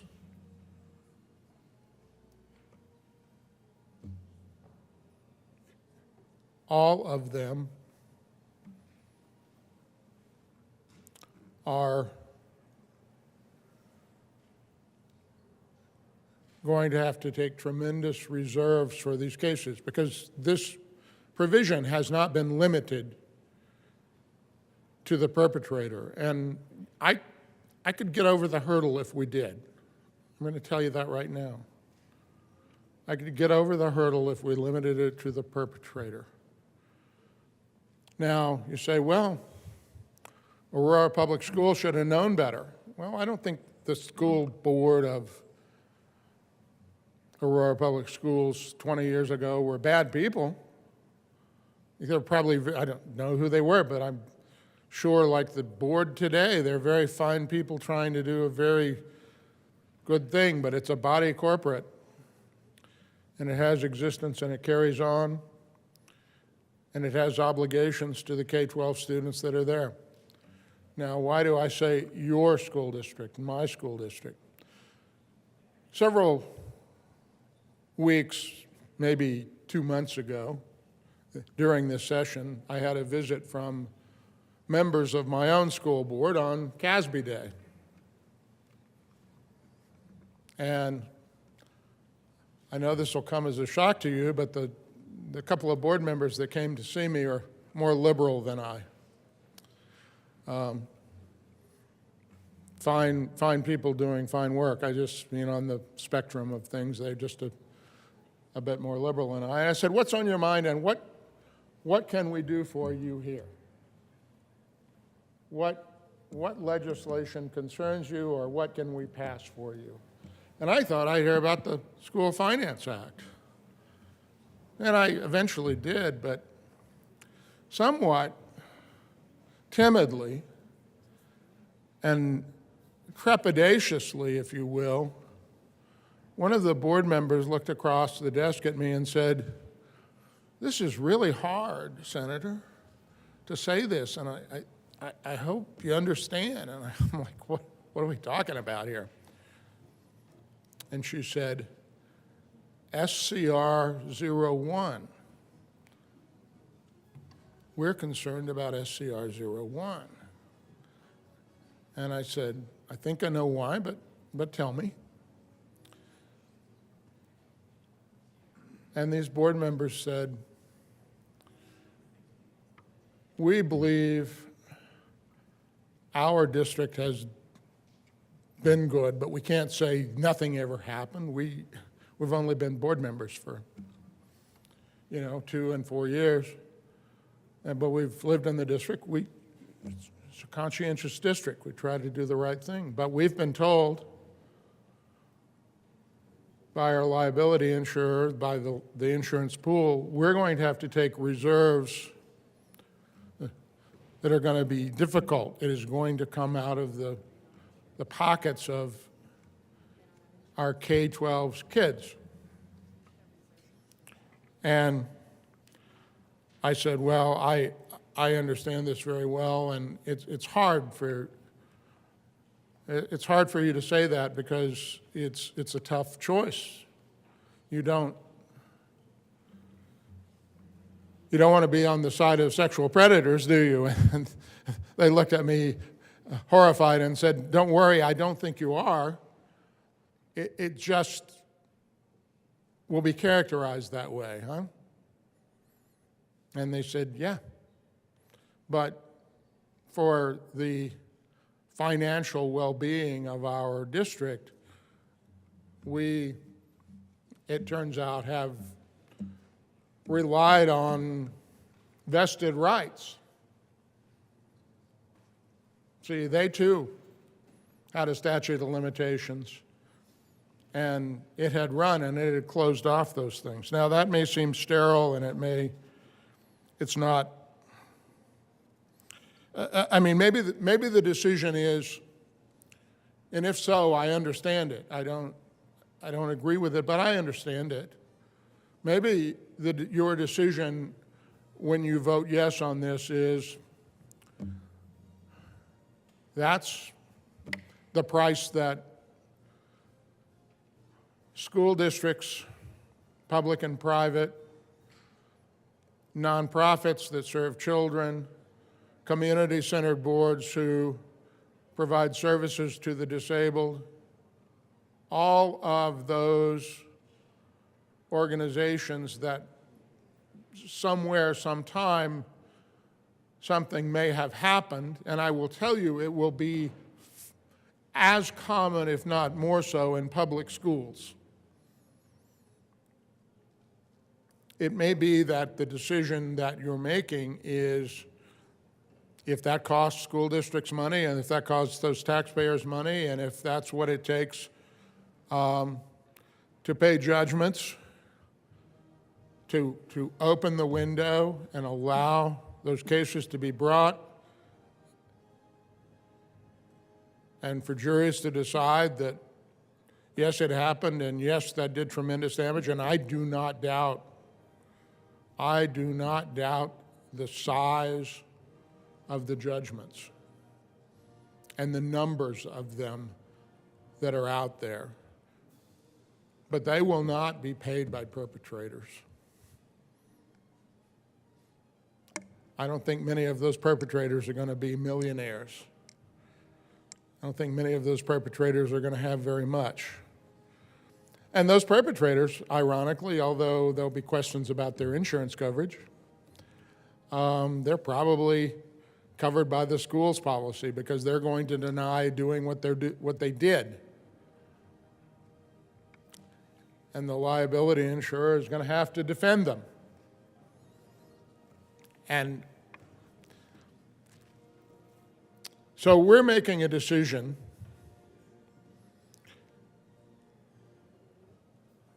about whether to change our Constitution to remove vested rights, not only for sexual predators, which bothers me not, but also vested rights for all of the organizations for whom they may have been associated, worked, volunteered, worked in a church nursery,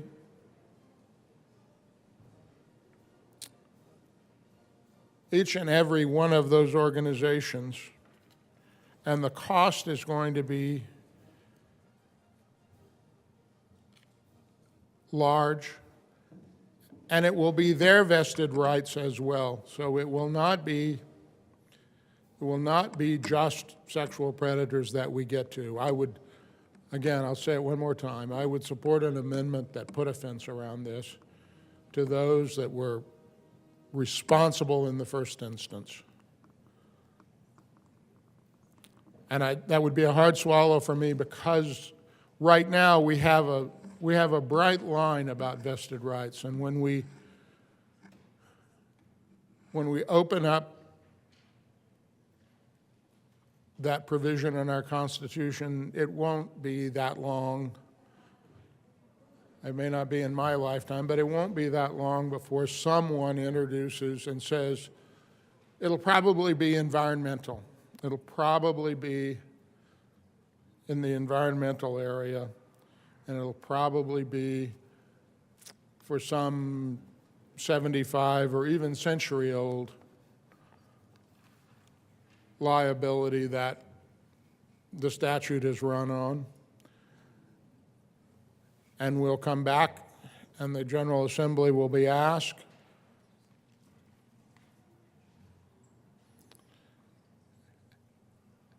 and the argument will be made, well, we did it in another instance, we should do it in this one. And it will be compelling. It will be compelling. Colleagues, I know that this is not, my comments and remarks today have not been of the emotional context that the proponents have, not because I don't understand, not because I haven't sat with victims, not because I haven't taken their cases,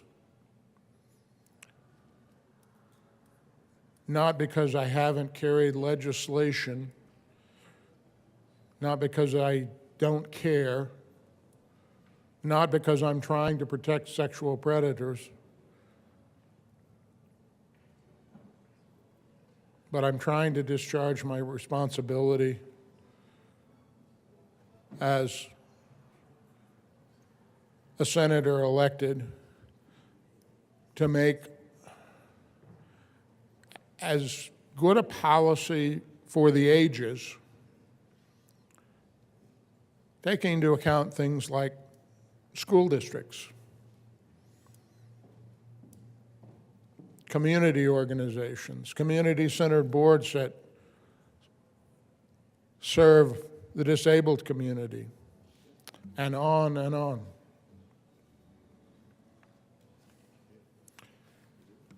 I'm not going to ask you for a no vote. I think asking you for a vote this afternoon, either way, this is just me, I think after considering it all and thinking about it all, I think asking you to vote the way that I've decided to vote almost invades your own conscience, your own integrity, your own sense of what your duty and obligation is. And I respect you far more than that. I will not walk out of this chamber and say that anyone made the wrong decision about this. I will say I disagreed with your decision, but this is so difficult a decision, I do not, in my own sense of character and integrity, believe that it's to me to decide for you what your vote ought to be, or to question your motive, or to question your sense of what is right for the people you represent. Thank you.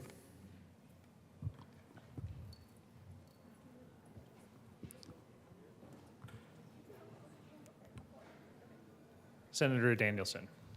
Thank you, Mr. Chair. I kind of wish I would have asked the reader to read the bill at length when I moved it. I'm going to try and clear up some of these muddy waters. let's bring the discussion back to Senate Concurrent Resolution 1. It is a 2-paragraph measure that contains only the change to the Constitution that we need in order to legislate on behalf of survivors. So I will read it now. Notwithstanding subsection 1 of this section, the General Assembly may pass a law that is retrospective in its operation that permits a victim of sexual abuse that occurred while the victim was a minor to bring a civil claim for the sexual abuse. The General Assembly may waive, by a law that is retrospective in its operation, governmental immunity for a child sexual abuse victim claim, a child sexual abuse civil claim. The only other language in the measure contains the actual language that will appear on the ballot should we do the right thing and move this forward today. Quote, shall there be an amendment to the Colorado Constitution allowing Colorado lawmakers to pass laws that permit victims of childhood sexual abuse to bring a civil claim for the sexual abuse regardless of when the sexual abuse occurred? That is it. That's the entire bill.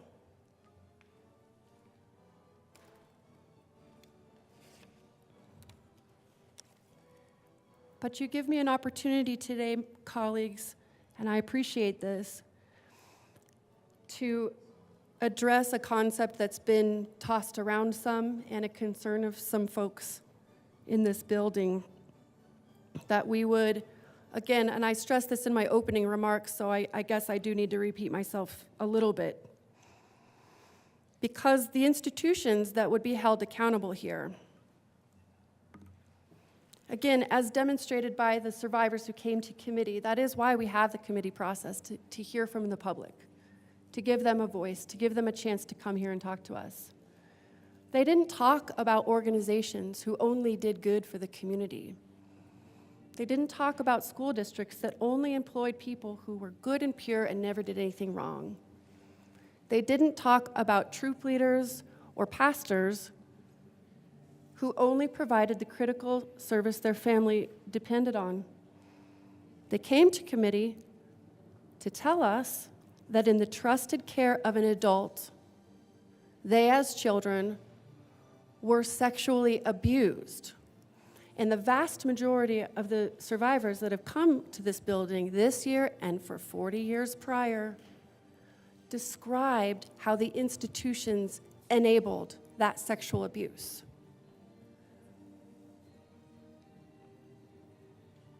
So, yes, in committee, we voted down an amendment to exempt institutions from accountability for their role in the rape of a child. And I am so proud that they did that. I've never seen a school get up and walk and go to jail, or a church.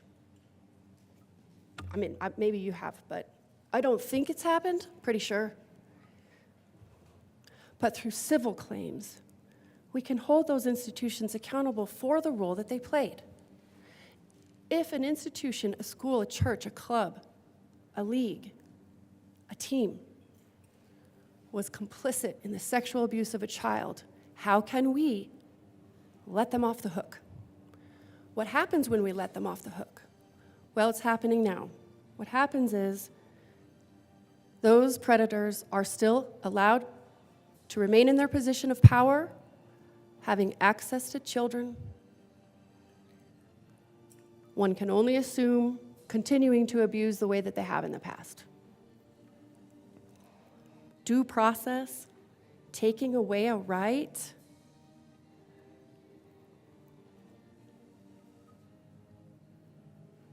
These are kids who were raped, and someone knew about it and covered it up. Whose right are we taking away right now? What due process remains for them right now? The answer is there is no process for them. We've illustrated that at length. Unless we pass SCR 1, there is no possibility for this legislature to pass a bill that would allow for any of the victims that we've described whose statutes have run to pursue any claim, large or small. And, these claims vary. It could just mean getting the person out of the system, could be the terms of their settlement. It could mean the money to recoup some of the costs that they have incurred seeking treatment. In taking the reserves, I'm not quite clear exactly where that argument comes from, although I've heard it a number of times that these institutions would be financially burdened, because the reality of it is they're all insured. And there's caps on these claims. So even if a judge takes a case and says, this survivor went through the most incredible, brutal abuse I've seen in my lifetime and should be awarded $3 million for her suffering, for her therapy, for her healing, they cannot award it because there's still caps on the civil claims. And it's the insurance companies that will have to pay them out. So I want to illustrate that because it has been a concern of some of my colleagues, that is how these institutions will be shut down. But it's just not how it would work. It's not how it works now. I think it does point to, again, the broad-based coalition of supporters of this thing. This is not a small thing. This is not a complicated thing, but it is a very big deal. And who are we to sit in the Senate and legislate the terms of these cases?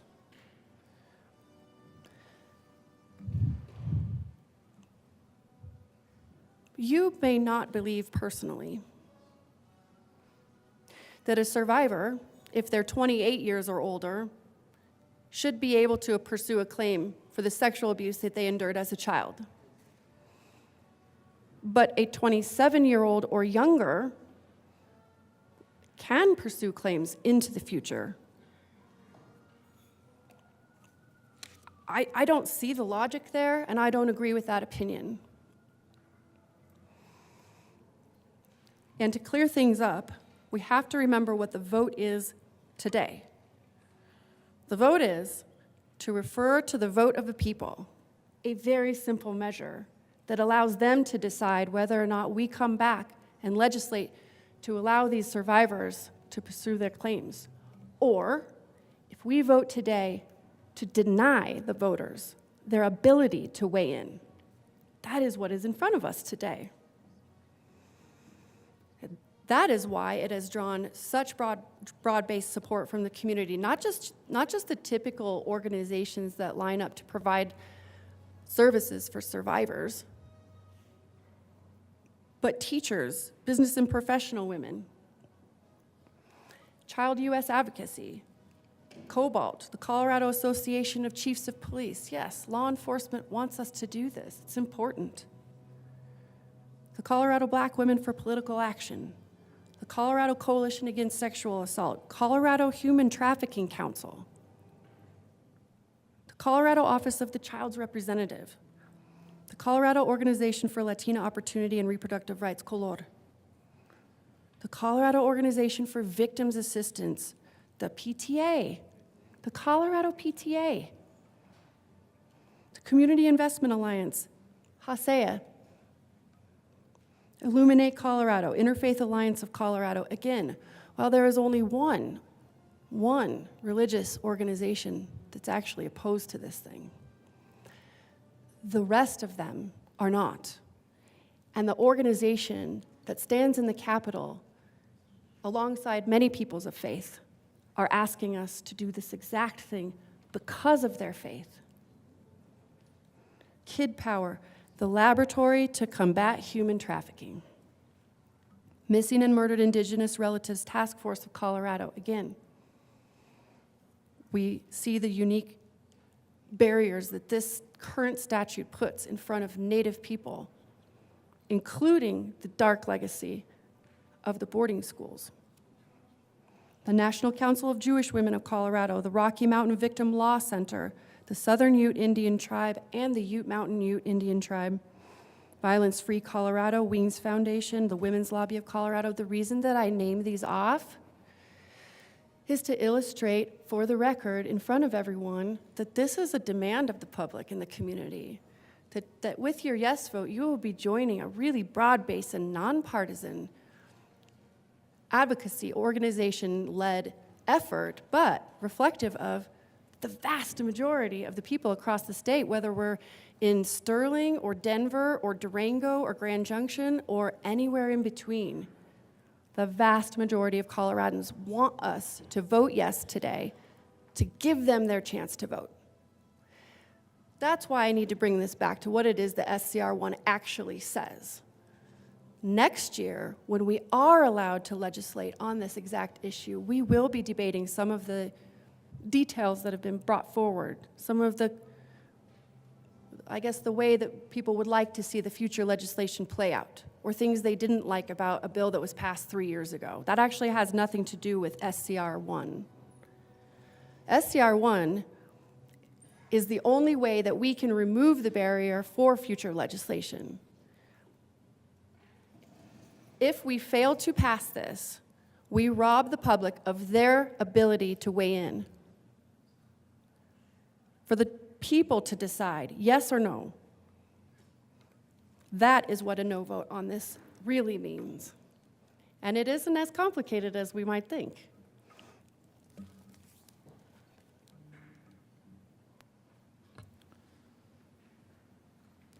Senator Fields.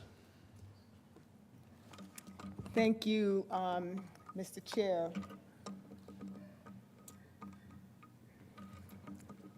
To my colleague from Commerce City, and to all of the survivors that are here today watching this debate and listening to this debate, I have a brief comment to you. And I just want you to know that it's not your failure and you did not do anything wrong.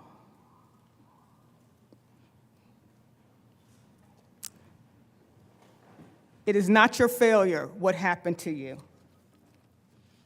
And you did not do anything wrong.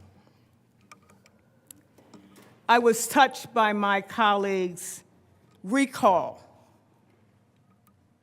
of what happened to her at age 7 and then again at age 14.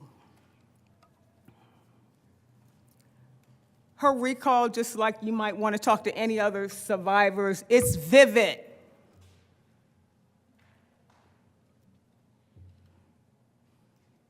They remember it. They remember the abuser. So this notion that we don't know if we have witnesses, we don't know if we can identify, that's all a myth. It's not true. This bill is about victims of childhood sexual abuse. And this bill will allow survivors to take back their power. We heard this great explanation, I don't know if it was great, let's say it was an extensive explanation about the state constitution. But you know, in the state of Colorado, we have amended the state constitution 171 times. It's not a precious document that we cannot amend. We amend it all the time. Statute of limitations, arbitrary number. Somebody made it up. Someone said 6 years. What's the rationale for 6 years? Why couldn't it be 10, 15, 20? Or none at all? The primary purpose of a statute of limitation is to protect systems and institutions from facing accountability. They don't want to have the liability hanging over their head year after year after year. So someone said, let's cut it off at 6 years. Tick tock, tick tock, tick tock. While the survivor and the victim is living with that trauma every single day. And someone came up with an arbitrary number, 6 years, to deal with your trauma. That you cannot go after the abuser or the institution. We heard this argument. Why are we putting abusers and institution and pitting them against each other?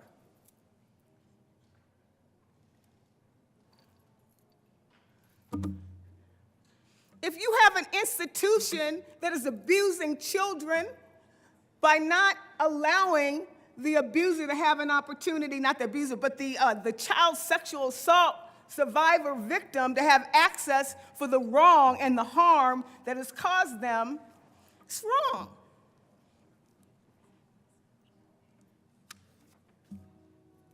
You heard the good senator talk about, and we all have seen it, that you open the paper. You open in the paper and you hear these horrendous assaults and attacks on children. I'll name a few. Larry Nassar sexually abused girls and women, 150 of them, during the Olympic gymnastic situation. Our beloved Simone Biles was assaulted by this man. And the institution let it happen. What about Jerry Sandusky? He's in jail. 42 counts of sexual abuse over 15 years. The higher education institution knew it.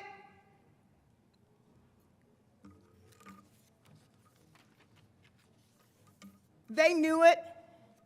But institutions want to protect themselves. Why do we want to protect an institution that won't protect our kids?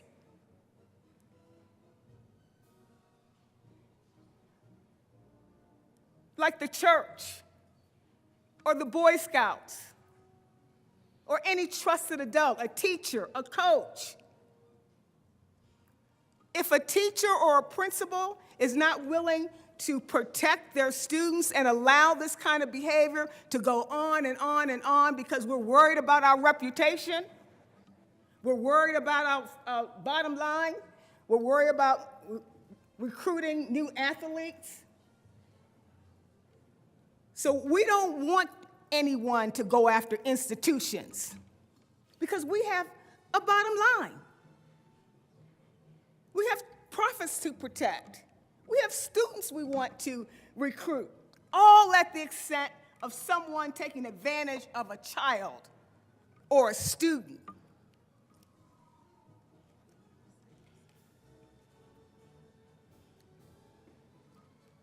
I don't think they need special protection. I want them exposed. It could be my granddaughter, my child, who's in that situation, in that school, and the school has failed to protect that student because of someone's sickness who wants to rape and abuse young people, children who are most vulnerable.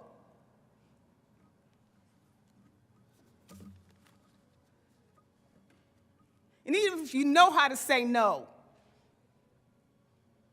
they continue on with the abuse, and the cycle continues. The reason we have to go after institutions is because they want to keep the big secret. They're groomed from a very early age.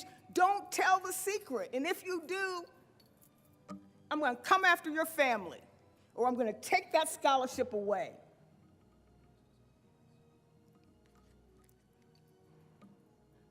We live in this state that there should be no room to protect institutions of any types, any bodies, any curricular activity that abuses a child should not be held accountable for their wrongdoing.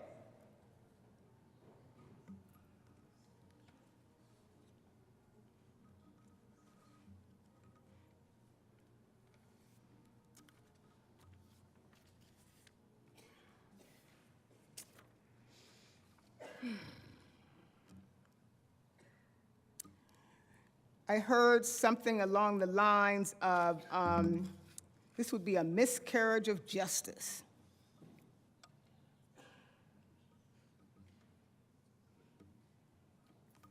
For who?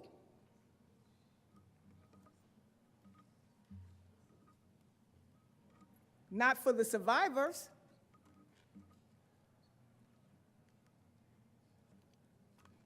I just don't get it. Members, this bill is a good, not bill, but this SCR 001 needs to go to the people. We need to let the Colorado voters have the final say on this because it's the right thing to do to protect our kids. And by saying no, in my view, in my belief, it sends a very mixed message to kids who may be currently experiencing some kind of sexual assault or abuse in an institution. And we're gonna let maybe perhaps the abuser go away, get away with it, and then the institution gets to throw it under the carpet. We have an opportunity to fix this on behalf of survivors who carry around that burden with them every single day. I've heard your stories. I've been touched by your stories.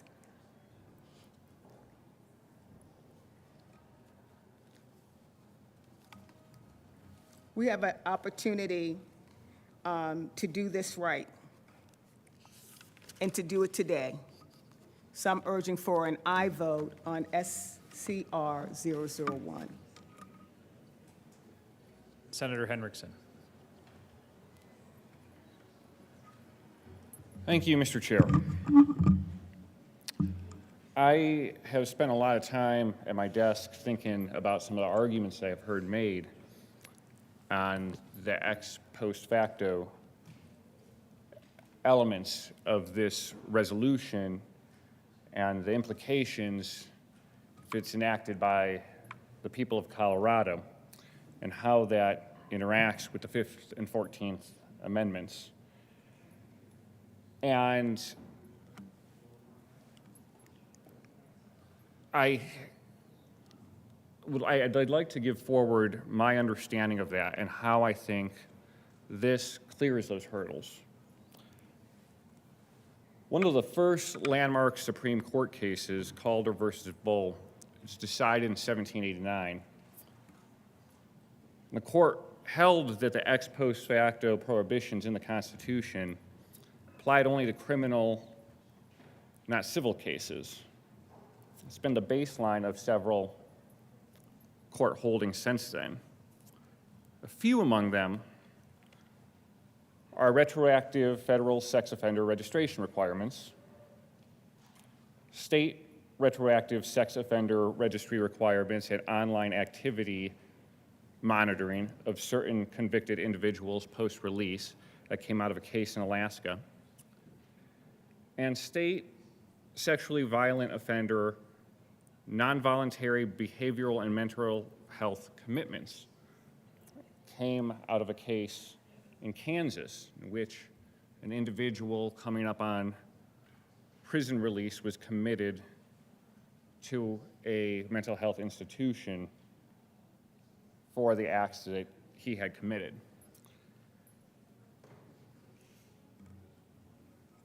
When I was in my constitutional law class, I followed very closely, it was ongoing at the time, Kennedy versus Louisiana, a Supreme Court case where the state of Louisiana had sentenced a man convicted of raping a very young child to death. And there was a lot of discussion in the oral arguments of that case around evolving understandings and the evolving standards of justice. One of the arguments that had been made in that case by the lawyers arguing against the death penalty was that we have this longstanding understanding of evolving standard of justice, and that standard has always hewn towards leniency in capital crimes. And it was Justice Scalia who argued back that if our understanding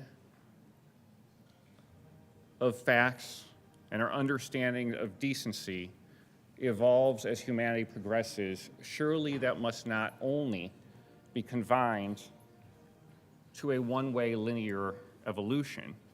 Surely we could realize that maybe we've missed something, and that the evolution could bend back in other directions as well. Now, clearly this was a case about the limits of cruel and unusual punishments. It was a criminal case. I think that applies, or should be applied, to civil cases as well.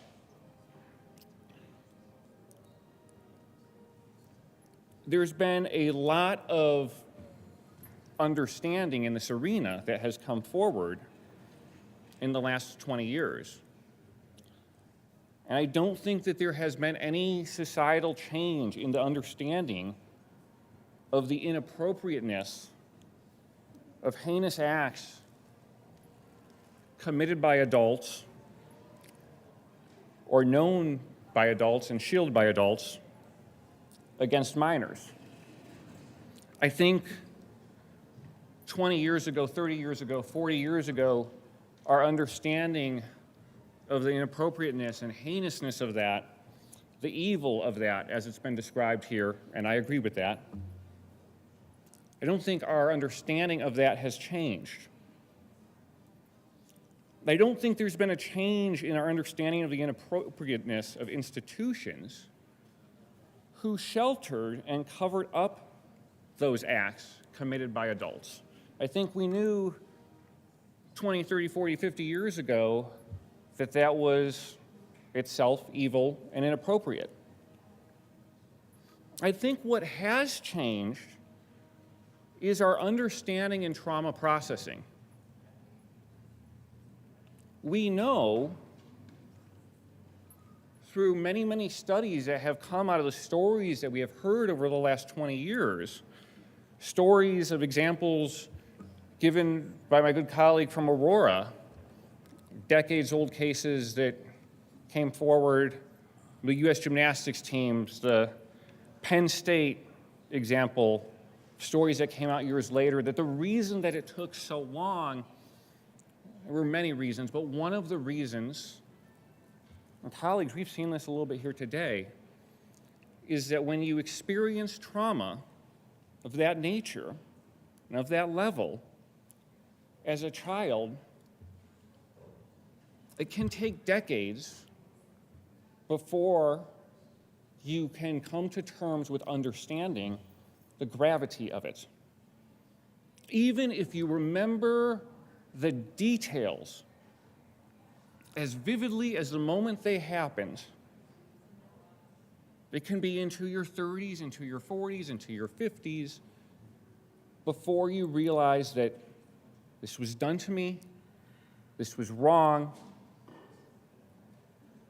and I have a right to say something about that. When I was growing up, we were always told that, if anything inappropriate happened to you, you just tell somebody. We now know the psychological barriers of children and young adults and why it sometimes is not possible for them to just tell somebody. That's different. It's different in our understanding of that now than it was years ago. I think that's why we've changed our laws going forward, is because I think once upon a time, we set a statute of limitations on these civil cases because we didn't know better, because we thought, well, if you know about this, you should just bring it forward. And we now know that that doesn't work that way. And none of the other elements of the other actors involved in this There hasn't been a change in evolution of understanding of the horrors of the actions that they have committed. And we have seen this in some of the arguments that I've heard brought up. And we talk about someday we'll see this maybe in the environmental sphere. The arguments that I'm making now have been applied to that, and I think accurately so.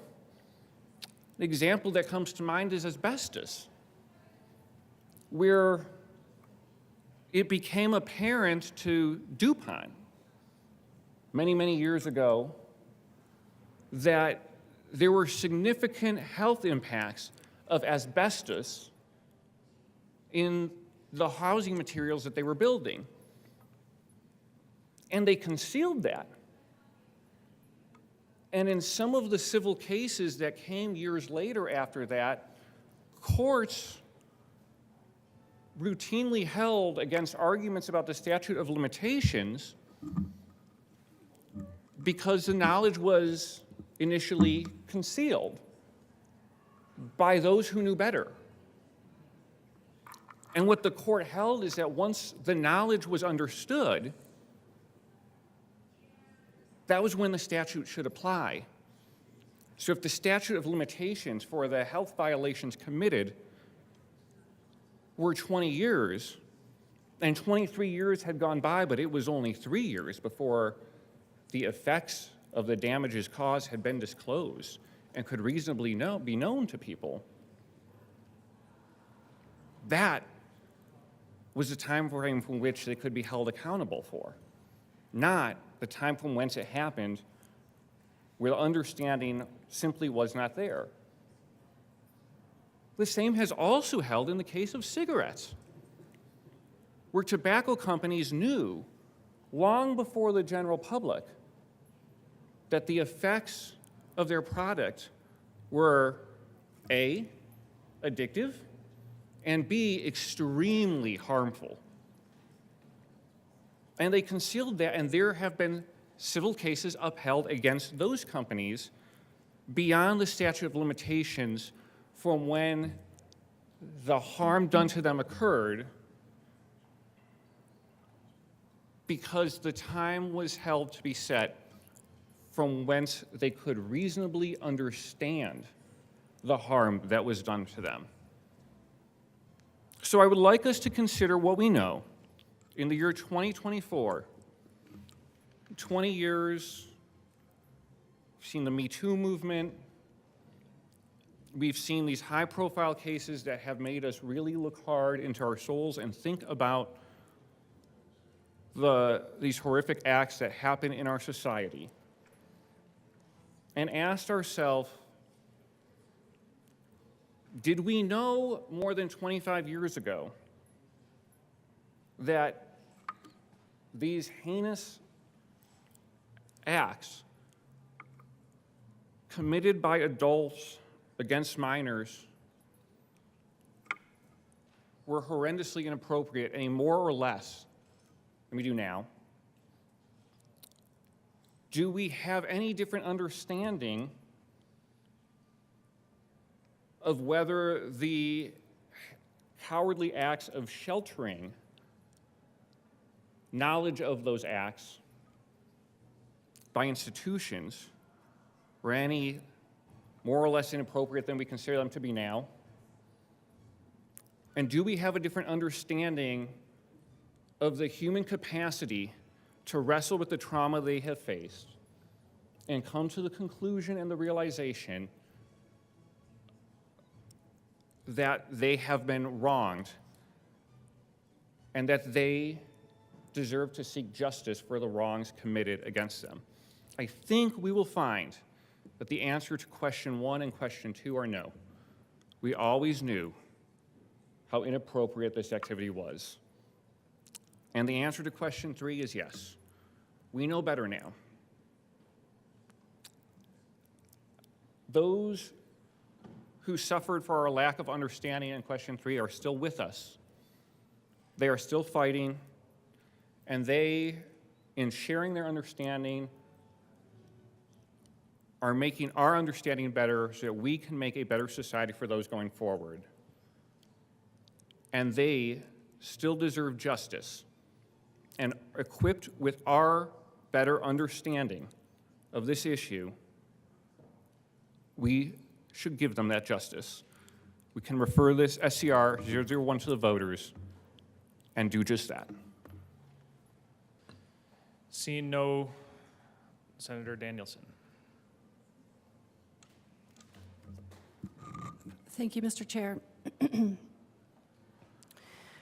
There are a couple of aspects that I wanted to highlight that hadn't been brought up yet. One of them is the human trafficking side of sexual abuse.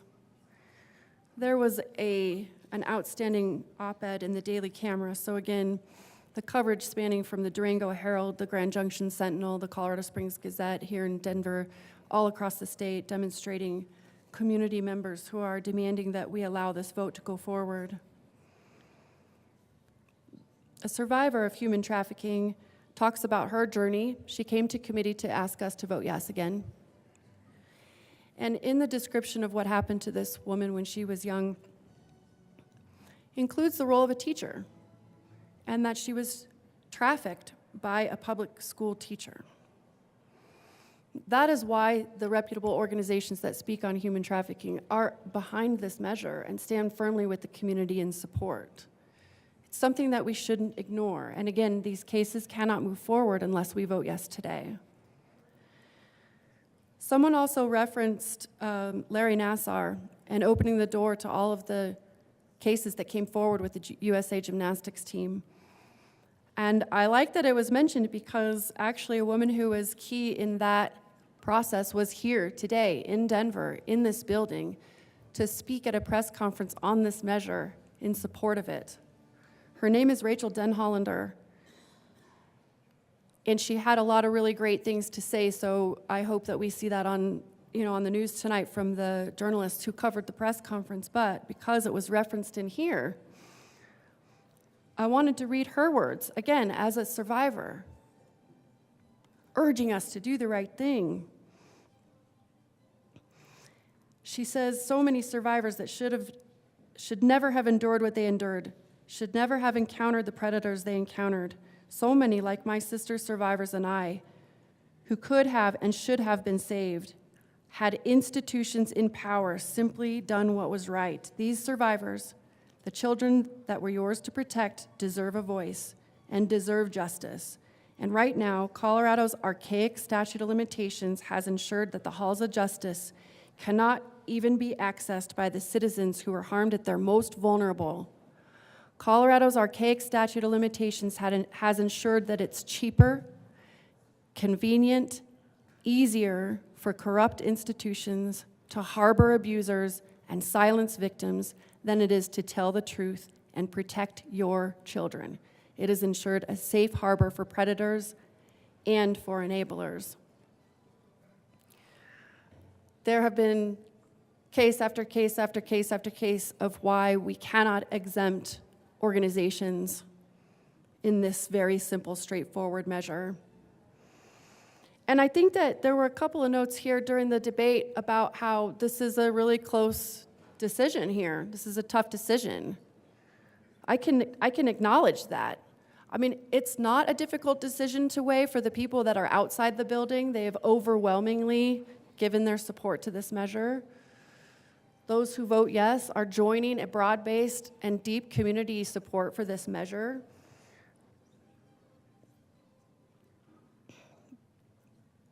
But, yes, if it's a close case, put it to the voters. Give the victims their day in court. It seems like the logical choice to me. Folks, I really appreciate your attention today because I know it's lengthy and it's a difficult topic to discuss. It is, and I appreciate your time. But this is a really straightforward measure, and there's a reason that there are only really two voices urging us to vote no today, organizationally speaking, the Catholic Church and members of the insurance industry. And I listed off the dozens of reputable community-based organizations that stand in support of this thing for a real reason. It is important to them, it is critical to them, and they feel we must move forward. We cannot legislate even the smallest protection for victims of child sex abuse whose claim has run unless we vote yes today. I urge you to stand alongside the victims, stand alongside those survivors who are and have been asking for this thing for so many years, and take comfort in your yes vote moving forward, because in 27 other states where this is already the law of the land, the sky has not fallen, the institutions have not closed, there has been no financial crisis faced. None of that has happened. We need to weigh more heavily the needs of these survivors and the protection of our kids from those predators who are still in the system. That must weigh more heavy to us than this abstract chance that something might go wrong that has never happened in the 27 other states where these laws exist. Thank you again, colleagues.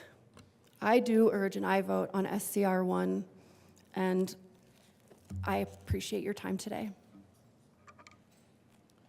Seeing no further discussion, the motion before the body is the adoption of Senate Concurrent Resolution 1. All those in favor say aye. Aye. Those opposed, no. No. The ayes have it, and the resolution is adopted. Mr. Majority Leader. Thank you, Mr. Chair. I would like to pull up House Bill 1156. The motion before us is Proceed out of order to take up House Bill 1156. Motion before us is to proceed out of order for the consideration of House Bill 1156. All those in favor say aye. Those opposed, no. The ayes have it, and we will proceed out of order. Mr. Hubler, please read the title of House Bill 1156. House Bill 1156 by Representatives Hartzog and Lindstedt and Senators Smallwood and Senzinger concerning authorization to hold special events where substances that minors are prohibited from purchasing are served.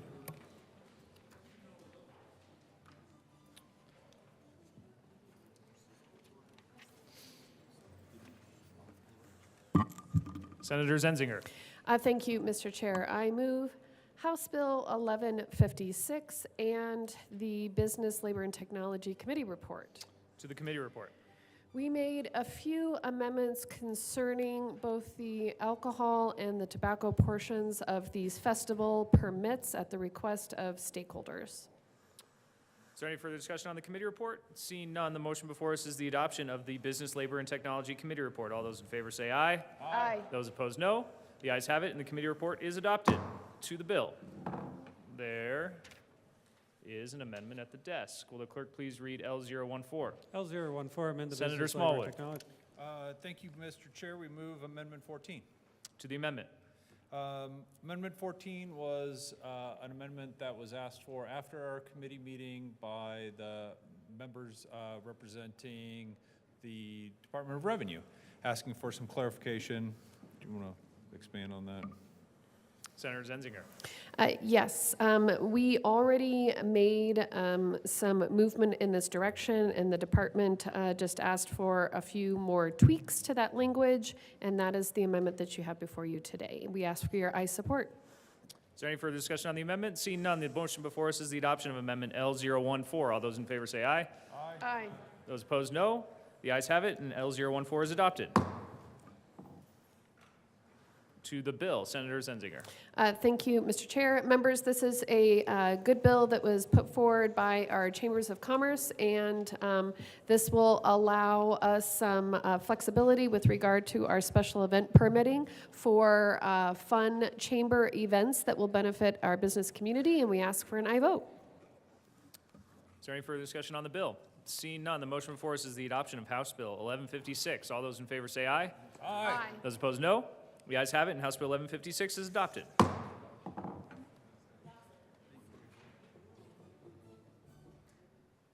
Mr. Majority Leader. Thank you, Mr. Chair. I move to lay over House Bill 1121 until Wednesday, April the 17th. Motion before us is to lay over House Bill 1121 until Wednesday, April 17th. All those in favor say aye. Those opposed, no. The ayes still have it, and House Bill 1121 will be laid over to tomorrow. Mr. Majority Leader. Mr. Majority Leader. Thank you, Mr. Chair. I move to lay over Senate Bill 194 until Wednesday, April 17th. Motion before us is to lay over Senate Bill 194 to tomorrow. All those in favor say aye. Those opposed, no. The ayes have it, and Senate Bill 194 will be laid over to tomorrow. Senator Gonzalez? Okay. Mr. Hubler, please read the title of House Bill 1170. House Bill 1170 by Representatives Joseph and Ortiz and Senators Gonzalez and Michelson-Janay concerning the establishment of the Bill of Rights for Youth in facilities operated by the Division of Youth Services. Senator Gonzalez. Thank you, Mr. Chair. We move House Bill 1170 and ask for an aye vote. Any discussion of the bill? Seeing none, the motion before, Senator Rich.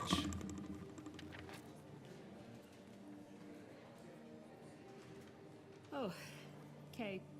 Thank you, Mr. Chair. We heard this bill in Health and Human Services, and there were some concerns about this Bill of Rights for youth and facilities, and we did have various people come and testify, some in support, some in opposed, and some wanting amendments. Those amendments are, at the time when the bill was passed in the committee, they were not considered.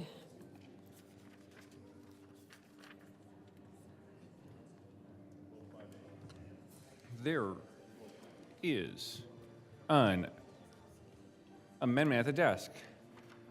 Mr. Hubler, will you please read L009 to 1170? L009, Amendment Gross Bill, page 7. Senator Rich. Thank you, Mr. Chair. I move L009. To the amendment. Thank you, Mr. Chair. Youth, particularly ones who have been caught up in the state's criminal justice system, are not mentally developed enough to make decisions regarding gender-affirming care or reproductive rights. And by virtue of the poor decisions that led to their incarceration in the first place, incarcerated juveniles are decidedly not of sound mind and should not be afforded the rights outlined in this bill.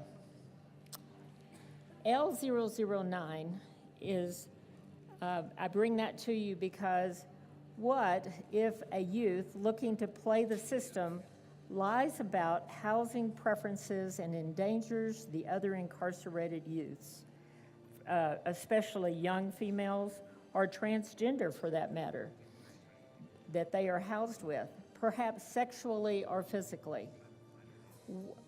What would that do for the rehabilitation of the youth that's violated? And were you aware that Colorado has seen a rising trend with violent crimes landing kids and teens in the state youth correction system? According to the 2023 article by the Colorado Sun, at least 41% of youth corrections admissions in the state were violent crimes, ranging from homicide to sexual assault. I think it's important that we look at L009, let's be preemptive, and let's pass an amendment that makes this bill a little bit more thoughtful. And I'm asking for your aye vote. Senator Gonzalez. Thank you, Mr. Chair. Thank you to the good senator from Grand Junction for moving forward and presenting L009. Unfortunately, adopting L009 would undermine the policies and practices that the Division of Youth Services is already undertaking and utilizing. all of the rights that are presented within 1170 are already policy and current practice at DYS. And we did hear directly from Director Anderson about about their belief that codifying these rights is important for them to fulfill their duty of both restorative justice and trauma-informed care. By removing those rights, which L009 seeks to do, we would be affirming anti-LGBTQ and anti-trans rhetoric that people don't have a right to be who they are. For that reason, respectfully, I encourage a no vote on L009. The motion is the adoption of L009. All those in favor say aye. All opposed, no. The noes have it. L009 is lost. Senator Rich. Thank you, Mr. Chair. Well, let's try this.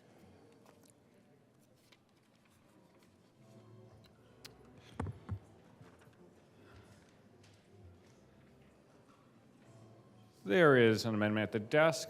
Mr. Hubler, will you please read L10 to 1170? L10, amend re-engross bill, page 8, strike lines 10 through 13, read letters succeeding paragraphs accordingly. Senator Rich. Thank you, Mr. Chair. L010 is referenced on page 8, and we're looking at lines 4 through 6 and also 10 through 13. The provision of clothing that fits appropriately is in accordance with the youth's gender identity and ensures the youth's safety, dignity, and comfort. Page 8, lines 10 through 13 is personal appearance of the youth's choosing, including facial and headwear, hair, regardless of the youth's gender and gender identity, provided that it does not interfere with safety and allows for reasonable identification by staff. I bring L010 forward because a uniform keeps a group on the same page. By making the choices they did to end up in juvenile corrections, youth offenders lose that freedom to choose what they wear or how they uniquely look by having made a choice that they are now paying time for and at the taxpayer's expense. Uniforms are intended to make prisoners instantly identifiable, limit risk through concealed objects, and prevent injuries through understated or underdesignated clothing objects. A prison uniform may also spoil attempts of escape, as prison uniforms typically use a design and color scheme that is easily noticed and identified even at a greater distance. A plain, unaltered uniform mitigates gang symbols from being worn and represented. Only within reason should having a choice of personal appearance be acceptable. This seems, again, like a preemptive amendment. We shouldn't be having to buy lawsuits, and I'm asking for an aye vote. Senator Rich, there has not been a motion pertaining to Amendment 10. Would you like to make one? Oh, sure. I move L010, and I've already made my comments. Senator Michelson-Janae. Thank you, Mr. Chair, and thank you to the senator from Grand Junction for bringing this amendment. However, what this amendment does is stops a youth from choosing to have facial hair or long hair, depending on how they identify, and I ask for a no vote. The motion is the adoption of L10 to House Bill 1170. All those in favor say aye. Aye. All those opposed, no. No. The noes have it, and L10 is lost. Senator Smallwood.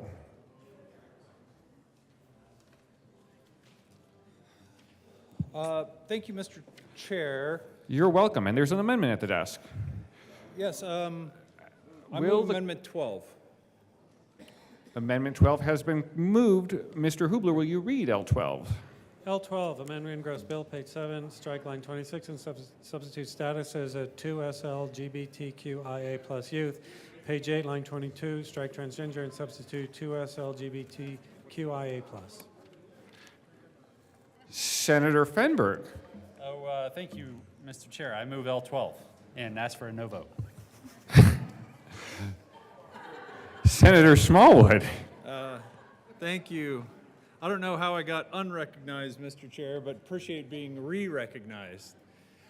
So, colleagues, Amendment 12, I would hope would be viewed as a friendly amendment as we try to move our state closer into inclusivity.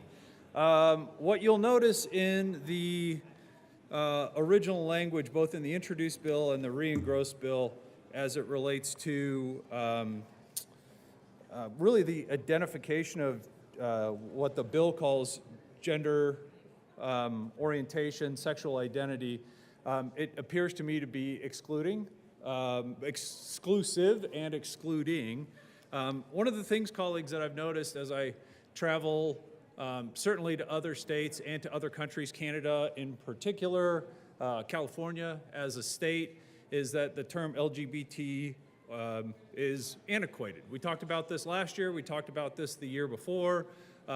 It is an outdated term. It is a no longer an inclusive term. And other states and other countries, in my opinion, do a much better job with a broader definition for these Coloradans. So as you'll see in Amendment 12, we are simply removing terms like transgendered youth and replacing it with 2S LGBTQIA plus youth, reflecting, again, an attempt to be more inclusive. So, if any of you are concerned on the 2S, the Two-Spirit side, Two-Spirit is the umbrella term encompassing sexuality and gender in Indigenous Native American communities.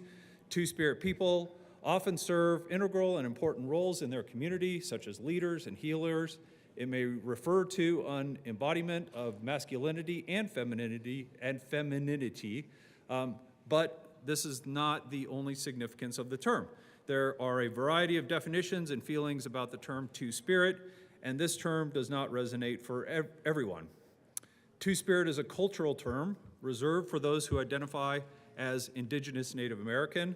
Although the term itself became more commonly used around 1990, Two-Spirit people have existed for centuries.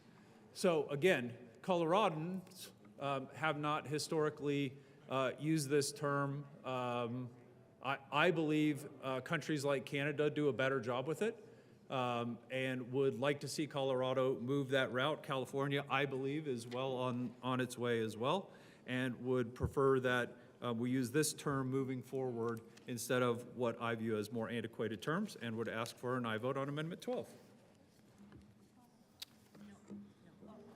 Senator Gonzalez.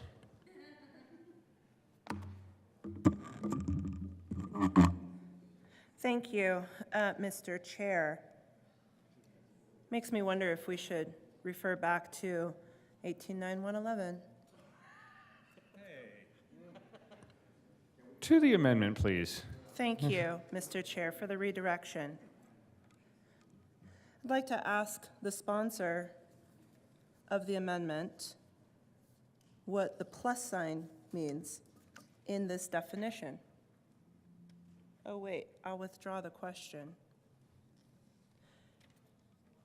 Trans youth's lives should never be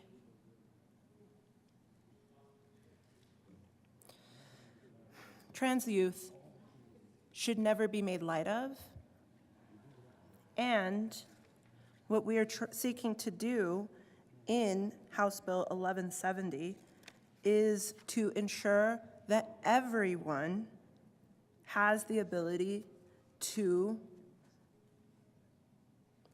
ascertain their rights when under the care and supervision of the Division of Youth Services. The line in question, page 7, lines 24 through 26, refers back to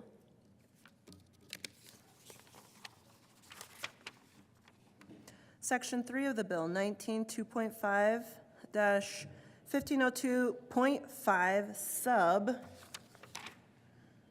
5A. That brings us back to page 7.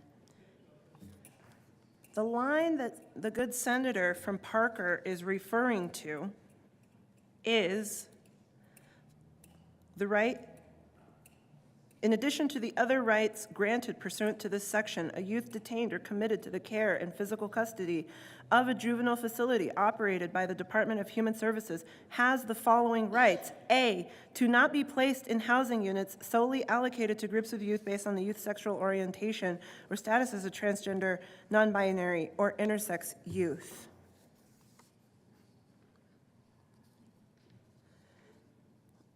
If I were to, I would never impugn the motives of the good senator from Parker. But if there were actually a desire to be more inclusive regarding the language of this amendment, replacing transgender and substituting 2SLGBTQIA+, and then thereby not including a definition, strikes me as trying to be too cute by half.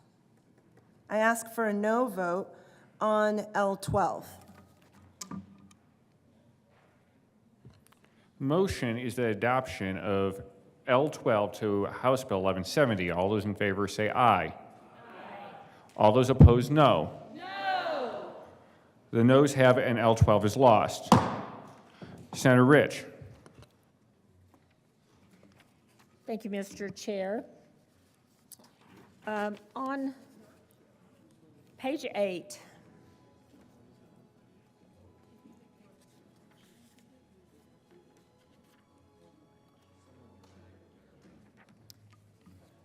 let me tell you what page 8 says, lines 23 and 24. After review and approval, an intake and search with an employee matching the youth's gender identity. There is an amendment at the desk. Mr. Hubler, will you please read L11? L11, amendment in gross bill, page 8, strike lines 23 and 24, read letters succeeding paragraphs accordingly. Senator Rich. Thank you, Mr. Chair. The reason that I'm asking to strike on page 8, 23 and 24, the medical news today cites that there are no fixed number of gender identities. How are intakes and searches to accommodate for numerous gender identities? There's not enough personnel to accommodate unless specified. Many criminals are master manipulators and know the laws. Colorado may see two unintended consequences from this provision: massive lawsuits by the detained youth or potentially the guards. Again, I think it would be great if we would try to be preemptive and not set us up for lawsuits. I'm asking for an aye vote on L011, and if I didn't move it, I move L011. So moved. Senator Michaelson-Cheney. Thank you, Mr. Chair, and thank you again for the amendment. Just want to point out that all of these rights and the amendments that came before in 9, 10, and now 11 are already policy and current practice of the Department of Youth Services. There have been no reported negative impacts of these rights. The Department of Youth Services testified that they believe all of the rights in this bill, including these, are important for them to fulfill their duty of restorative justice and trauma-informed care. By removing them, we would be affirming anti-LGBTQ+ rhetoric that people don't have a right to be who they are. The motion is the adoption of L11 to House Bill 1170. All in favor say aye. Aye. All opposed, no. The noes have it, and L11 is lost. Thank you, sir. Thank you. The motion is the adoption of House Bill 1170. All in favor say aye. Aye. All opposed, no. The ayes have it, and House Bill 1170 is adopted. Mr. Hubler, Mr. Majority Leader. Thank you, Mr. Chair. I move to lay over the remainder of the calendar until Wednesday, April the 17th. April the 17th. I almost said August. The motion is to lay over the remainder of the calendar to Wednesday, April 17th. All in favor say aye. Aye. All opposed, no. The ayes have it, and the remainder of the calendar is laid over. Mr. Majority Leader. Thank you, Mr. Chair. I move the committee rise and report. The motion is for the committee to rise and report. All in favor say aye. Aye. All opposed, no. The ayes have it, and the committee will rise and report.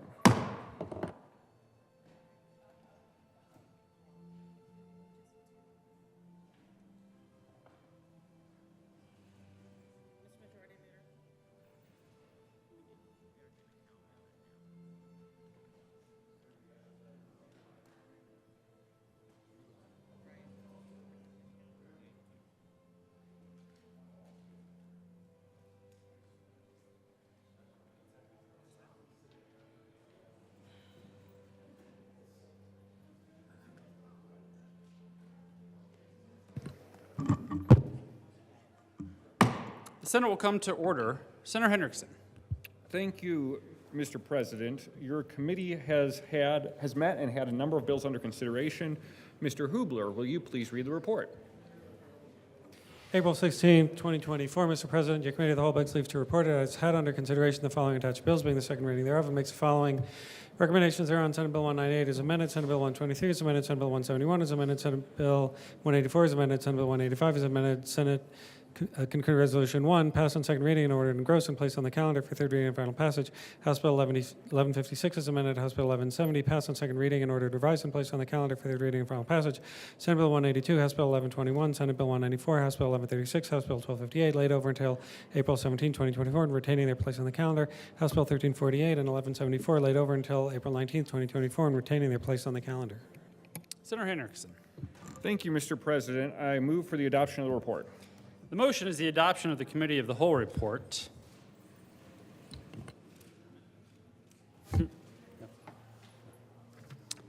Are there any no votes? With a vote of 34 ayes, 0 no, 0 absent, 1 excused, the Committee of the Whole report is adopted.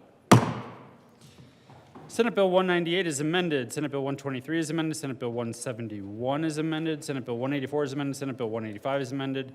SCR 1 passed on second reading and ordered engrossed and placed on the calendar for third reading and final passage. House Bill 1156 is amended, and House Bill 1170 passed on second reading and ordered revised and placed on the calendar for third reading and final passage.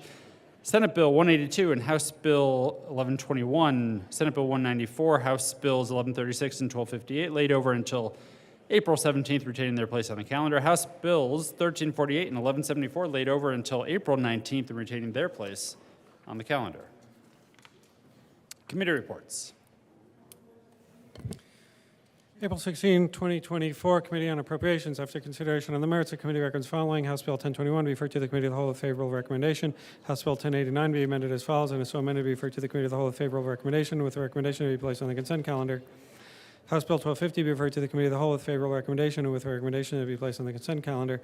House Bill 1251 be referred to the Committee of the Whole with favorable recommendation and with a recommendation to be placed on the consent calendar.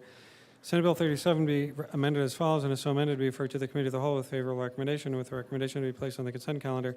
Senate Bill 42 be amended as follows, and is so amended be referred to the Committee of the Whole with favorable recommendation and with a recommendation to be placed on the consent calendar.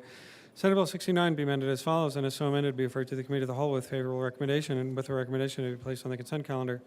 Senate Bill 72 be amended as follows, and is so amended be referred to the Committee of the Whole with favorable recommendation. Senate Bill 113 be amended as follows, and is so amended be referred to the Committee of the Whole with favorable recommendation. Senate Bill 121 be amended as follows, and is so amended be referred to the Committee of the Whole with favorable recommendation.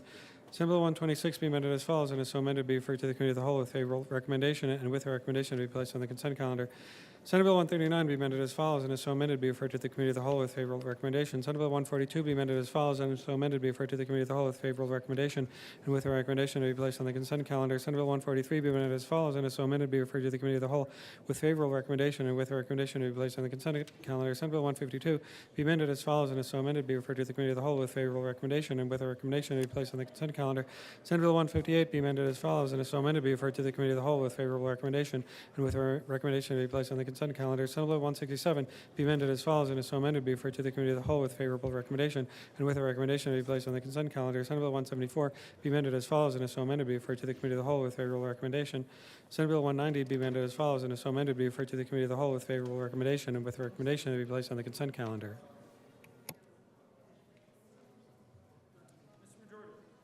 Mr. Majority Leader. Thank you, colleagues. Before I read off the second reading of bills, special orders, there's been a request at the end of the calendar to pull off Senate Bill 190, so that will not be on the special orders reading bills. And Mr. President, I move that the Senate take up House Bill 1227, House Bill 1094, House Bill 1172, House Bill 1229, House Bill 1089, the Finance and Appropriations Report, House Bill 1250, House Bill 1251, Senate Bill 37 in the Appropriations Report, Senate Bill 42 in the Health and Human Services Report and the Appropriations Report, Senate Bill 69, the Education Report and the Appropriations Report, Senate Bill 126, the Agricultural and Natural Resources Report, the Finance Report, the Appropriations Report, Senate Bill 142, the Health and Human Services Report and the Appropriations Report, Senate Bill 152, the Finance Report and the Appropriations Report, Senate Bill 158, Business, Labor, and Technology Report and the Appropriations Report, and Senate Bill 167, and the Health and Human Services Report and the Appropriations Report. Mr. Majority Leader. I probably should have read those in the calendar. That's right. We're still in the Senate. So, Did you make it, at the hour, I made the motion to take it up at the hour of, to take it up at the hour of 12:01, or 6:01. Like midnight or 6? so we got 6 6:01 hours to PM. kill. Hey, All right, members, here's what my interpretation is of the Majority Leader's motion. The motion is that the Senate take up the bills that are on your special order second reading of bills consent calendar, which starts with House Bill 1227 and will end with Senate Bill 167. All of the bills that were mentioned by the Majority Leader, not the committee reports necessarily, those will come later, at the hour of 6:01 p.m. This does require a 2/3 vote. All those in favor say aye. Opposed, no? The motion is adopted. The Senate will take up the previously mentioned bills on special orders consent at the hour of 6:01 p.m. Special orders, second reading of bills, consent calendar.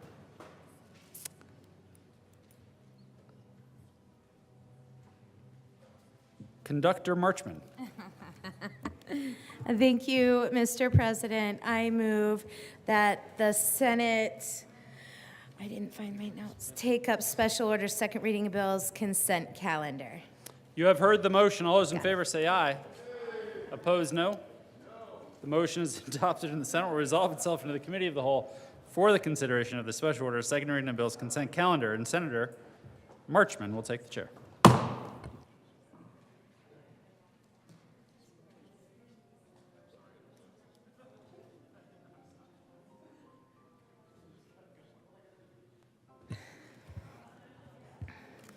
The committee will come to order. The court rule is relaxed. Will the clerk please read the titles to all the bills on the general order second reading of bills consent calendar? House Bill 1227 by Representatives Weissman and Soper and Senators Gardner and Gonzalez concerning implementation of the Committee on Legal Services recommendations in connection with legislative review of state agencies' rules. House Bill 1094 by Representatives Lukens and Soper and Senators Roberts and Will concerning earnest money deposits received after the Real Estate Commission has approved a developer subdivision registration in connection therewith, allowing the use of developer subdivision earnest money deposits by accredited investors. House Bill 1172 by Representatives Taggart and Byrd and Senators Kirkmeyer and Malika concerning county revitalization authorities. House Bill 1229 by Representative English and Senators Malika and Will concerning presumptive eligibility for persons in need of long-term services and supports. House Bill 1089 by Representatives Hamrick and Frizzell and Senators Senzinger and Pelton R concerning the use of electronic notifications for vehicle transactions. House Bill 1250 by Representatives Armagost and Kipp and Senators Hansen and Smallwood concerning the waiver of driver's license suspension points for successful completion of a driving improvement course.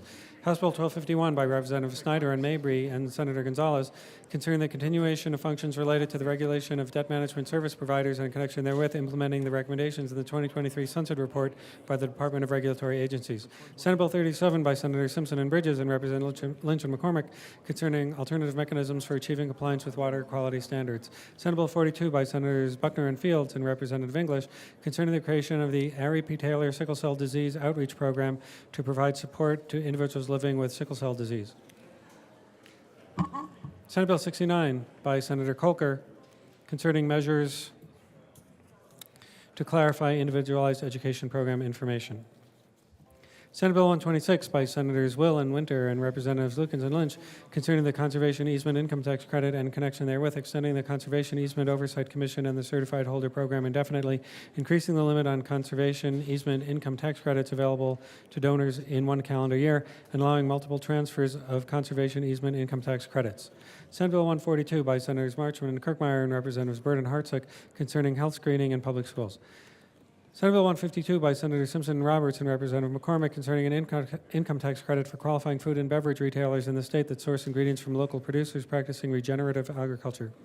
Senate Bill 158 by Senators Hansen and Michelson-Janay and Representative Lukens concerning social media companies and in connection therewith establishing requirements for the operation of social media platforms by social media companies and authorizing the Attorney General to enforce the new requirements under the Colorado Consumer Protection Act. Senate Bill 167 by Senators Janal and Smallwood concerning portable requirements for direct care healthcare workers in assisted living residences. Majority Leader Rodriguez. Thank you, Madam Chair. Colleagues, before I read these off, we've had a request to pull off on the last page now Senate Bill 167, so that will not be in my motion to pass the bill. So on that, thank you, Madam Chair. I move to pass the bills on second reading of bills, consent calendar, special orders, which I've done once before, but now I'm going to do it again. House Bill 1227, House Bill 1094, House Bill 1172, House Bill 1229, House Bill 1089 and the Finance and Appropriations Report, House Bill 1250, House Bill 1251, Senate Bill 37 and the Agricultural and Appropriations Report, House Senate Bill 42, the Health and Human Services and the Appropriations Report, Senate Bill 69, the Education and the Appropriations Report, Senate Bill 126, the Ag and Natural Resources, the Finance and the Appropriations Report, Senate Bill 142, the Health and Human Services and the Appropriations Report, Senate Bill 152, the Finance and Appropriations Report, Senate Bill 158 with the Business, Labor, and Technology and the Appropriations Report. Is there any discussion on any of the committee reports? The motion before the body is the adoption of all the reports to all the bills on the general order, second reading of bills, consent calendar. All those in favor say aye. Opposed, no. The ayes have it, and the reports are adopted.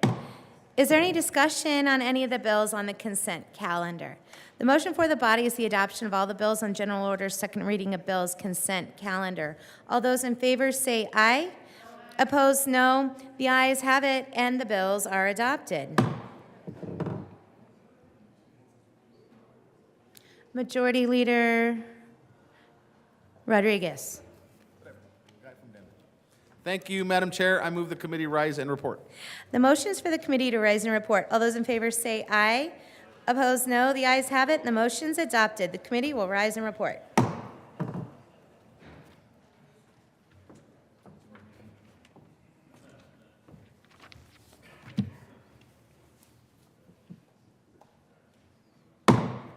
The Senate will come to order. Senator Marchman. Thank you, Mr. President. The committee has had a number of bills under consideration. Will the clerk please read the report? April 16, 2024, Mr. President, your committee of the whole begs leave to report it has had under consideration the following tax bills, being the second reading thereof, and makes the following recommendations thereon. Senate Bill 37 is amended, Senate Bill 42 is amended, Senate Bill 69, Senate Bill 126 is amended, Senate Bill 142 is amended, Senate Bill 152 is amended, Senate Bill 158 is amended, passed on second reading and ordered engrossed and placed on the calendar for third reading and final passage. House Bill 1227, House Bill 1094, House Bill 1172, House Bill 1229, House Bill 1089 is amended, House Bill 1250, House Bill 1251, passed on second reading and ordered revised and placed on the calendar for third reading and final passage. Senator Marchman. Thank you, Mr. President. I move the report. The motion is the adoption of the Committee of the Whole report. Are there any no votes? With a vote of 34 ayes, 0 no, 0 absent, 1 excused, the Committee of the Whole report is adopted. Senate Bill 37 is amended, Senate Bill 42 is amended, Senate Bill 69, 126 is amended, 142 is amended, 152 is amended, 158 is amended, passed in second reading and order engrossed and placed on the calendar for third reading and final passage. House Bills 1227, 1094, 1172, 1229, 1089 as amended, House Bill 1250 and 1251 passed in second reading and order revised and placed on the calendar for third reading and final passage.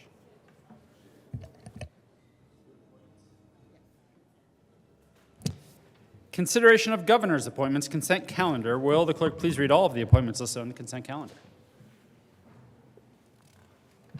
Members of the Colorado Wildlife Habitat Stamp Committee for a term expiring on December 31, 26, Ivan James II of Colorado Springs, Colorado, a sportsperson to serve as a representative of the Southeast region, occasioned by the resignation of John Sark of Colorado Springs, Colorado, appointed. For terms expiring December 31st, 2027, Julia Kinch of Golden, Colorado, to serve as a public member, appointed. Liz Rose of Denver, Colorado, a sportsperson to serve as a representative of the Northeast region, reappointed. Jonathan Proctor of Denver, Colorado, to serve as a representative of a nationally recognized conservation organization whose mission is focused on non-game wildlife and whose membership is composed primarily of non-game wildlife users, appointed. Liz Graham Rossi of Steamboat Springs, Colorado, to serve as a representative of the Division of Parks and Wildlife and ex officio member, appointed. Members of the Groundwater Commission, effective May 2, 2024, for terms expiring May 1, 2028, James M. Noble of Denver, Colorado, to serve as a representative of municipal or industrial users, reappointed. Timothy Potler of Stratton, Colorado, a resident agriculturalist from the Northern High Plains Basin, reappointed. David Payne of Fruita, Colorado, to serve as a representative of Western Slope municipal or industrial users, appointed. Majority Leader Rodriguez. Thank you, Mr. President. I move for passage of all the members' appointments on the consideration of governor's appointments consent calendar, which include Ivan James II of Colorado Springs, Julio Kinich of Golden, Liz Rose of Denver, Jonathan Proctor of Denver, Liz Graham Rossi of Steamboat Springs to the Colorado Wildlife Habitat Stamp Committee, and James M. Noble of Denver, Timothy Palter of Stratton, David Payne of Fruita for the Groundwater Commission. Ask for my vote. Is there any discussion? The motion is a confirmation of all of the appointments on the consent calendar. Are there any no votes? With a vote of 34 ayes, 0 no, 0 absent, 1 excused, the appointments are confirmed.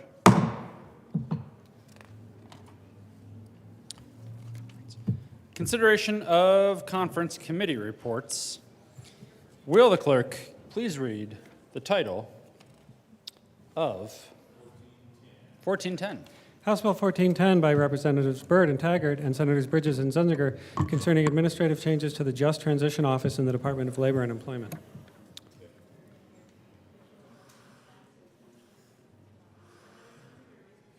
Senator Zenzinger. Thank you, Mr. President. I move that the Senate adopt the first report of the first conference committee on House Bill 1410. Is there any explanation or discussion? Senator Zenzinger. Yes, Mr. President. The Senate receded from its amendments that we made to the bill, and that the re-engrossed bill would be adopted without change. So it would maintain the amendments that were made in the House. The House eliminated the reversion and the date for when the program would end and revert that money to the general fund. See no further discussion. The motion is the adoption of the first report of the first conference committee on House Bill 1410. Are there any no votes? Senators Van Winkle, Kirkmeyer, Will, Rich, Gardner, Minority Leader Lundin, Smallwood, Liston, Pelton B, Pelton R, Simpson. With a vote of 23 ayes, 11 noes, 0 absent, 1 excused, the first report of the first conference committee on House Bill 1410 is adopted. Senator Zenzinger. Thank you, Mr. President. I move for the repassage of House Bill 1410. Is there any discussion? See none. The motion is for the repassage of House Bill 1410. Are there any no votes? Senators Van Winkle, Kirkmeyer, Rich, Will, Gardner, Minority Leader Lundin, Smallwood, Liston, Pelton B, Pelton R, Simpson.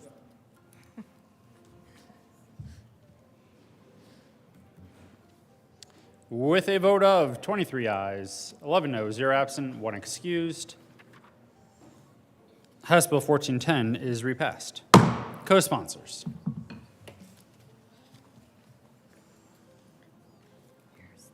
Will the clerk please read the title to House Bill 1390?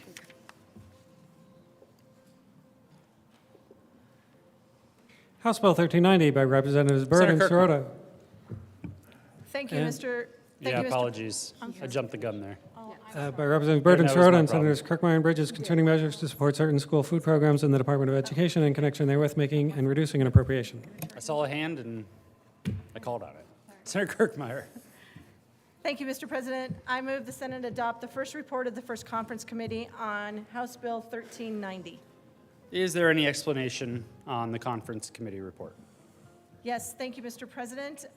This is one where we had an amendment. It was by the good senator from Loveland who requested that the Agriculture Department and a nonprofit be part of an advisory committee. We were able to agree to go ahead, along with the Department of Education, who weighed in on this to some degree as well, to go ahead and leave on the Department of Agriculture on the advisory committee, but not necessarily the nonprofit organization. So that's what we did. That's what's in there. Is there any discussion? Seeing none, the motion is for the adoption of the first report of the first conference committee on House Bill 1390. Are there any no votes? With a vote of 34 ayes, 0 noes, 0 absent, 1 excused, the first report of the first conference committee on House Bill 1390 is adopted. Senator Zenzinger, Senator Kirkmeyer. Thank you, Mr. Thank you, Mr. President. Is that a fine? Not on me, though. Just checking. Senator Kirkmeyer will be fined for questioning the president. Okay, well, that will be you, because I got called senator. How much did he say? But Senator Zenzinger will pay it. Okay, thank you. There you go. There you go. Thank you, Mr. President. I move for the repassage of House Bill 1390 and ask for an aye vote. Is there any discussion? Seeing none, the motion is for the repassage of House Bill 1390. Are there any no votes? How much was he for charging you?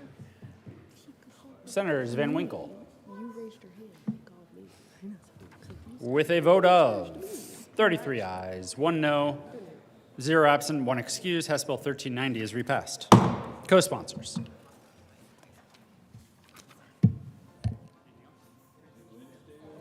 Introduction. Oh, please add Senator Marchman as a co-sponsor on House Bill 1390. She already is. Please add her again. Introduction of bills.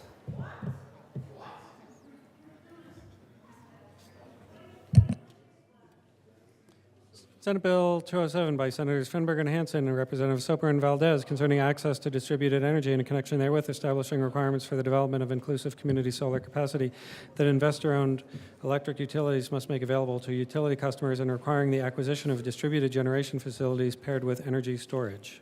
Transportation energy. Senate Bill 208 by Senators Piola and Winter and Representatives Morrow and Rudinell concerning standardization of electric vehicle charging stations and in connection therewith establishing the Electric Vehicle Enterprise and the Electric Vehicle Enterprise Special Revenue Fund. Finance. Senate Bill 209 by Senators Rodriguez and Smallwood concerning changes to the Pharmacy Practice Act relating to the dispensing of prescription drugs. Health and Human Services. Message from the governor. December 1, 2023, ladies and gentlemen, pursuant to the powers conferred upon me by the Constitution and laws of the State of Colorado, I have the honor to designate, reappoint, and submit to your consideration the following members of the Colorado Aeronautical Board for terms expiring December 19, 2026. Mark Van Tyne of Parker, Colorado, to serve as a representative familiar with and supportive of the state's aviation issues, interests, and concerns, reappointed. Stephen Lee of Parker, Colorado, to serve as a representative of the statewide association of airport managers, reappointed. Trimby Sabo of Broomfield, Colorado, to serve as a representative of the statewide association of pilots, reappointed. Transportation and Energy. Conference Committee reports. First report of the First Conference Committee on House Bill 1422. This report amends a re-revised bill to the President of the Senate and the Speaker of the House of Representatives. The First Conference Committee appointed on House Bill 1422 concerning the cost threshold of controlled maintenance projects for capital renewal has met and reports that it has agreed upon the following: that the House accede to the Senate amendments made to the bill as the amendments appear in the re-revised bill with the following changes.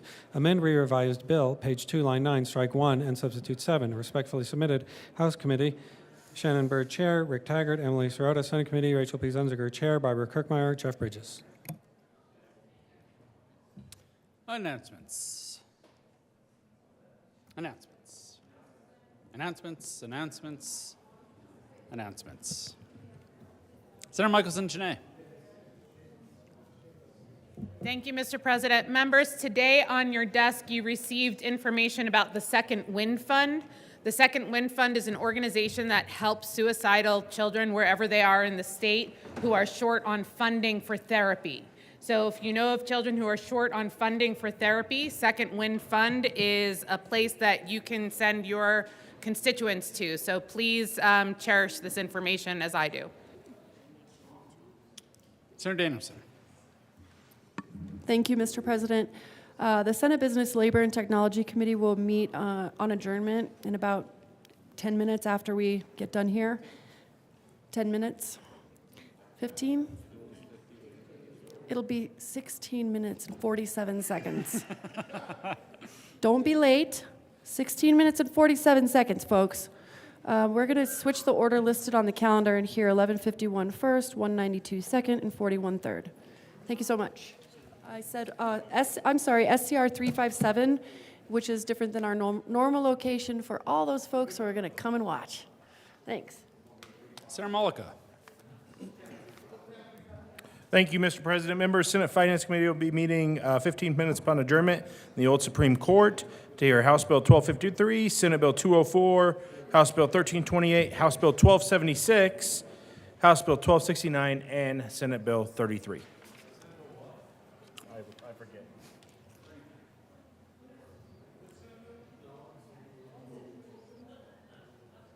Further announcements. Mr. Majority Leader. Thank you, Mr. President. I move that the Senate adjourn until 9 a.m. Wednesday, April 17th, 2024. You have heard the motion. All those in favor say aye. Aye. Opposed, no? The ayes have it, and the Senate will adjourn until 9 a.m. on Wednesday, April 17th.